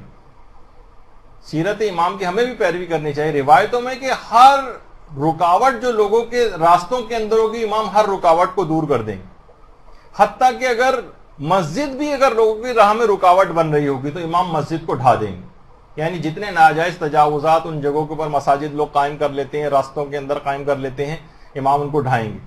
گلی کوچوں میں جتنے پرنالے لگے ہوئے ہوں گے امام، کیونکہ لوگوں کو پریشانی ہو رہی ہے نا، کہیں سے پانی آپ گزرتی ہیں، پانی ٹپک رہا ہوتا ہے، لوگ سوچتے ہیں نجیس ہے کیا ہے، پریشانی کے اندر گرفتار ہو جاتے ہیں۔ گاڑی گھر میں دھو رہے ہیں اور پورا پانی نکال کے پورے لوگ کیچڑ کے اندر جو ہے وہ پاؤں رکھتے ہوئے جا رہے ہیں، کتنے پریشان ہو رہے ہیں۔ تو امام جتنے بھی گلی کوچوں میں جو پرنالے ہوں گے لوگوں کی وجہ سے، کہ لوگوں کو کوئی تکلیف نہ ہو، ان کی راہ میں کوئی رکاوٹ نہ ہو، امام ان سب کو ختم کریں گے۔ حتیٰ کہ گھروں کے راستوں میں جو گھر بنے ہوں گے ان کی جو کھڑکیاں ہوں گی ان سب کھڑکیوں کو بند کرنے کا حکم دیں گے۔ یعنی گویا راہ چلتی عورتوں کو تاک جھانک اور اس طرح کی تمام چیزوں کو امام اس کو بند کریں گے۔ باقاعدہ روایتوں میں یہ چیز آئی ہے۔ یہاں لوگوں کو دیکھیے پریشانی سے بچانا امام کی سیرت ہے، اور یہاں انہی مثلا چھوٹی چھوٹی جو گھروں کی مجالس ہوتی ہیں، قد آدم سائز کے اتنے بڑے بڑے لاؤڈ اسپیکر وہاں پر جو ہے وہ لگائے جاتے ہیں کہ پورے محلے کے اندر آواز گونج رہی ہوتی ہے، کوئی طالب علموں کا کوئی خیال نہیں ہوتا، مریضوں کا بعض اوقات کوئی خیال نہیں ہوتا۔ ایام اعظام میں کتنے افراد ایسے ان کو میں جانتا ہوں کہ جو کہ یہاں سے چھوڑ کر کسی اور علاقوں کے اندر چلے جاتے ہیں، اتنا زیادہ تنگ ہوتے ہیں، بہت سے مریض ہوتے ہیں، اتنی زیادہ بڑی اس کے اندر جو ہے وہ لاؤڈ اسپیکر لگا کر لوگوں کو اس لحاظ سے امامی کے نام پر گویا تنگ کرنا۔ خود مجھے اچھی طرح سے پتا ہے کہ جب ابتدائی طالب علمی کا دور تھا میڈیکل کالج میں، تو جب امتحانات ہوتے تھے تو ہمارے علاقے میں 12 ربیع الاول وغیرہ کا رات اور دن اتنی بڑی تعداد میں لاؤڈ اسپیکر لگا کر نعتیں اس میں پڑھی جاتی تھی رات گئے تک، کہ پڑھنا دشوار ہو گیا تھا، بلکہ ناممکن ہو گیا تھا، یہاں تک کہ مجھے ہاسٹل شفٹ ہو جانا پڑتا تھا۔ تو یہ اب سوچیے کہ آپ کے ساتھ جب یہ کیفیت ہے تو دوسرے لوگ کتنا اس سے تنگ ہوتے ہوں، کتنے مریض ایسے ہیں، کتنے رات کو جلدی سونے والے ہیں، صبح آفس جانا، اور اپنے پوری اتنی انتہائی تیز آواز میں لوگوں کو پریشان کر رکھا۔ جب کبھی واقعتاً ضرورت ہوتی ہے اس کی اور بڑی مجالس ہیں اور اس کی واقعی ضرورت ہے تو چلیں وہ برداشت ہو جاتا ہے، لیکن چھوٹی چھوٹی اندر 20-25 آدمی بیٹھے ہوئے ہیں اور اتنے آپ نے لاؤڈ اسپیکر لگائے اور اتنا شور ہو رہا ہے کہ کان پڑی آواز بھی سنائی نہیں دے رہی کہ اسپیکر جو ہے بول کیا رہا ہے۔ تو یہ تمام چیزیں ایسی۔ اچھا، امام اس حد تک دیکھیے خیال کرنے والے ہوں گے لوگوں کی وجہ سے، تاکہ آپ کو امام کی سیرت پتہ چل جائے کہ زیادہ رش ہونے کی وجہ سے امام باقاعدہ ایک حکم نامہ جاری کریں گے کہ واجب طواف والوں کو کیونکہ رکاوٹ ہو رہی ہے تو تمام مستحب طواف کے اوپر پابندی لگائی جاتی ہے، اور نماز طواف جو مستحب نماز کی پڑھ رہے ہیں اس کے اوپر بھی پابندی لگائی جاتی ہے۔ اتنا زیادہ رش ہونے پہ امام لوگوں کے خیال کی وجہ سے کہ واجب طواف والوں کا صرف اس وقت حق بنے گا اور مستحب طواف پر اس وقت کے لیے پابندی لگائی جائے گی، جبکہ اتنا زیادہ رش ہونے کی وجہ سے۔ تو یہ بھی لوگوں کے خیال کی وجہ سے۔ تو اچھا، اس کے بعد ایک اور جو اہم ترین امام کی سیرت ہے وہ یہ ہے کہ اول وقت نماز کی ادائیگی۔ دیکھیے، اول وقت نماز پڑھنے کا علماء ایک بہت بڑا فائدہ یہ بتاتے ہیں کہ جو شخص بھی اول وقت میں نماز پڑھتا ہے اس کی نماز لازمی طور پر قبولیت یوں حاصل کر لیتی ہے کہ جب امام زمانہ اول وقت میں لازمی نماز پڑھتے ہیں تو امام کی نماز جب آسمانوں کی طرف بلند ہوتی ہے تو امام کی نماز کے ساتھ جتنی نمازیں اوپر جاری ہوتی ہیں وہ امام کی نماز کے صدقے کے اندر سب کی سب قبول ہو جاتی ہیں۔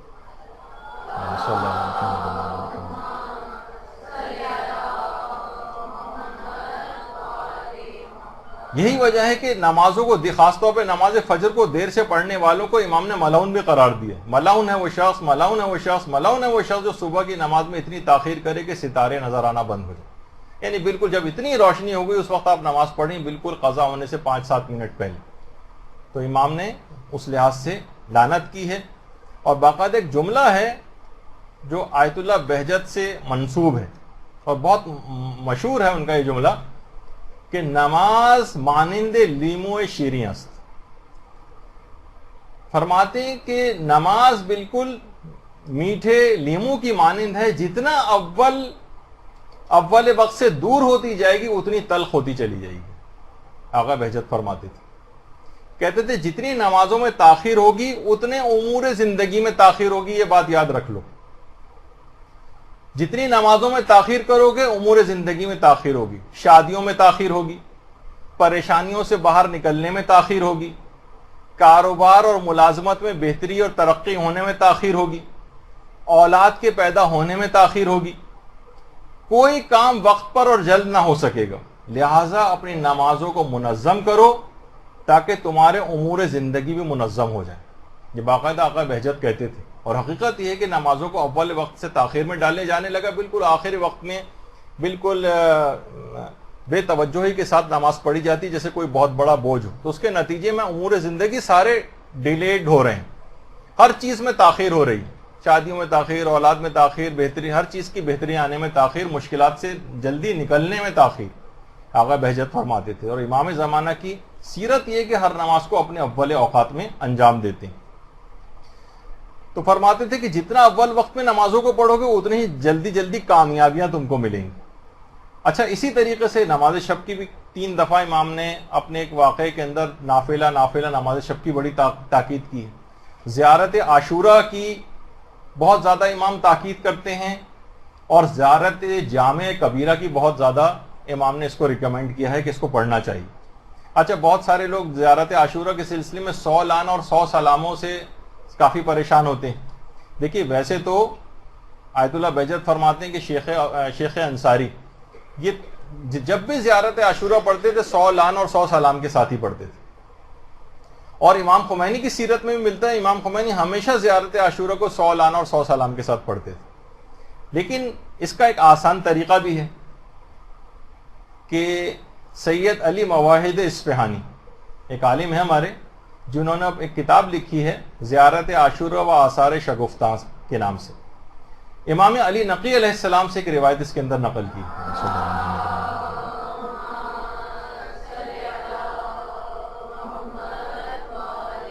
جس میں امام نے فرمایا اگر ایک مرتبہ کامل لعن پڑھنے کے بعد 99 دفعہ اس کے بعد صرف یہ کہہ دیا جائے اللہم لعن جمیعا, تو گویا اس نے 100 لعن کامل انجام دے دیا. پورا لعن تفصیلی چاہے نہ پڑھیں, ایک دفعہ صرف تفصیلی پڑھنے کے بعد اس کے ساتھ 99 دفعہ یہ کہہ دیں اللہم لعن جمیعا, تو گویا آپ نے کامل لعن پڑھ لیا. اور ایک مرتبہ کامل سلام پڑھنے کے بعد جو کہ لمبا ہے 99 دفعہ صرف یہ پڑھ دیں السلام علی الحسین وعلی علی ابن الحسین وعلی اولاد الحسین وعلی اصحاب الحسین.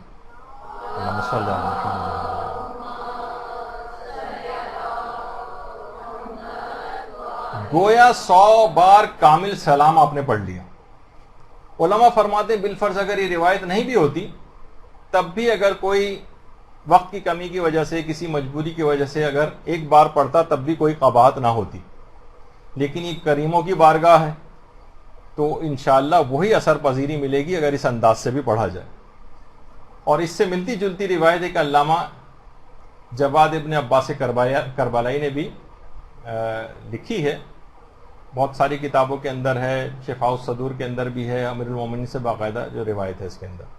اچھا, ایک بات اس کے اندر اور بتا دیجئے کہ سیرت و امام جو کردار ہے امام کا وہ ایک قرآن سے بہت زیادہ ارتباط بھی. روایت میں امیر المومنین کی جو روایت ہے کہ جب امام مہدی کی حکومت لوگوں پر ہوگی تو خواہشات نفسانی لوگوں پر حکومت کر رہی ہوں گی, لوگ اپنی رائے کو قرآن پر مقدم کر رہے ہوں گے, تو امام اس وقت افکار کو قرآن کی طرف متوجہ کریں گے اور قرآن کو معاشرے کے اوپر حکومت دلوائیں گے. یعنی بہت زیادہ لوگوں کے اندر قرآن رائج ہو جائے گا. اور امام فرماتے ہیں کہ میں دیکھ رہا ہوں اپنے شیعوں کو کہ مسجد کوفہ میں خیمہ لگائے ہوئے قرآن جس طرح سے نازل ہوا ہے اسی ترتیب سے قرآن کی تعلیم دے رہے ہیں. مسجد کوفہ کے اندر شیعہ خیمہ زن ہو کر یہاں پر بیٹھ کر جس طرح سے قرآن نازل ہوا ہے اصلاً اس طرح سے قرآن کی تعلیم دے رہے ہوں. تو سیرت امام پر عمل کا تقاضا یہ ہے کہ قرآن سے اپنا رابطہ بڑھایا جائے. تو ہم نے غیبت امام میں تیاری تو کجا بلکہ ظہور کو اور دور کرتے چلے جا رہے ہیں اپنے عمل سے. جیسے وہ کہا جاتا ہے نا کہ when the cat's away the mice will play, یعنی جب چوہے خوب اچھلتے کودتے ہیں جب بلی سامنے نہیں ہوتی. ہم کو کسی کا بیوی ہماری گھر نہیں, ہم کو کسی کا ڈر نہیں, وہ والا اس طرح کے بہت ساری چیزیں محاورے بھی رائج. تو امام اگر سامنے موجود نہیں تو ہم سوچ رہے ہیں کہ شاید یہ ہمارے لیے بڑے آزادی کا زمانہ ہے, اس میں کوئی عمل کچھ نہیں کرنا, بس اطمینان کے ساتھ زندگی گزارنی, لاپرواہی کے ساتھ زندگی گزارنی, ایسا نہیں. لہٰذا روئیے, تڑپیے. دیکھیے جب تک یعقوب نے رو رو کر اور تڑپ تڑپ کر انتظار کی گھڑیاں نہیں گزاری تھیں یوسف کا دیدار نصیب نہیں ہوا تھا. تو اسی طرح سے آپ کو بھی یہ موقع گزارنا ہے تاکہ امام کا شربت دیدار آپ کو نصیب ہو.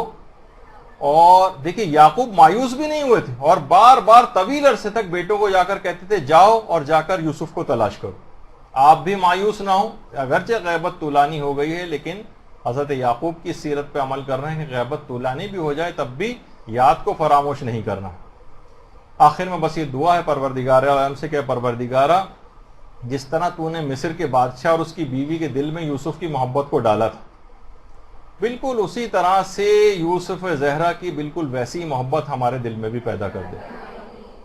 اور جس طرح یوسف نے کنعان میں اپنے اچھے بلکہ اپنے تمام برے بھائیوں کو معاف کر دیا تھا جب ان کے پاس پہنچے تھے, اور اچھوں کو بروں سے الگ نہیں کیا تھا اور سب کو اپنے پاس بلا لیا تھا اچھوں اور بروں کو, تو اے یوسف زہرا ہم بھی برادران یوسف کی طرح سے ہیں, برے ہیں, اپنے اطاعت گزار شیعوں سے ہمیں الگ نہ کیجیے اور ہمیں معاف کر کے پروردگار کی بارگاہ میں سے بھی ہمیں معافی دلوائیے اور اپنے پاس آنے کی بھی ہمیں توفیق عطا فرمائے.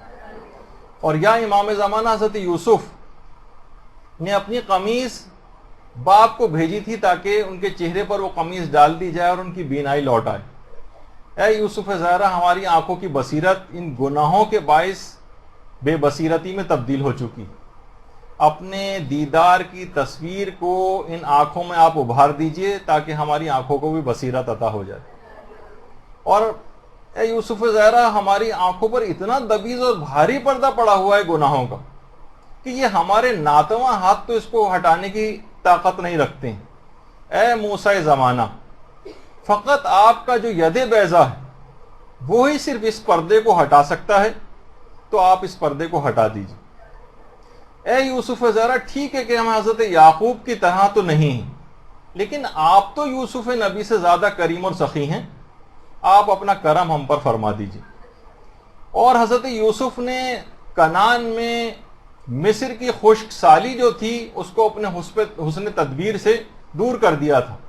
اے یوسف مادر حسنین ہمارے دلوں پر فقط 7 سال کی خشک سالی نہیں ہے بلکہ سینکڑوں سال کی ایک طویل خشک سالی ہے.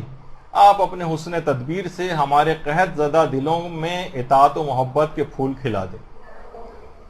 برادران یوسف نے بہت پشیمانی اور شرمندگی کا جب اظہار کیا تو حضرت یوسف نے لا تثریب علیکم اليوم یغفر اللہ لکم کہا کہ آج تم پر کوئی مواخذہ نہیں ہے, اللہ بھی تم کو معاف کر دے گا.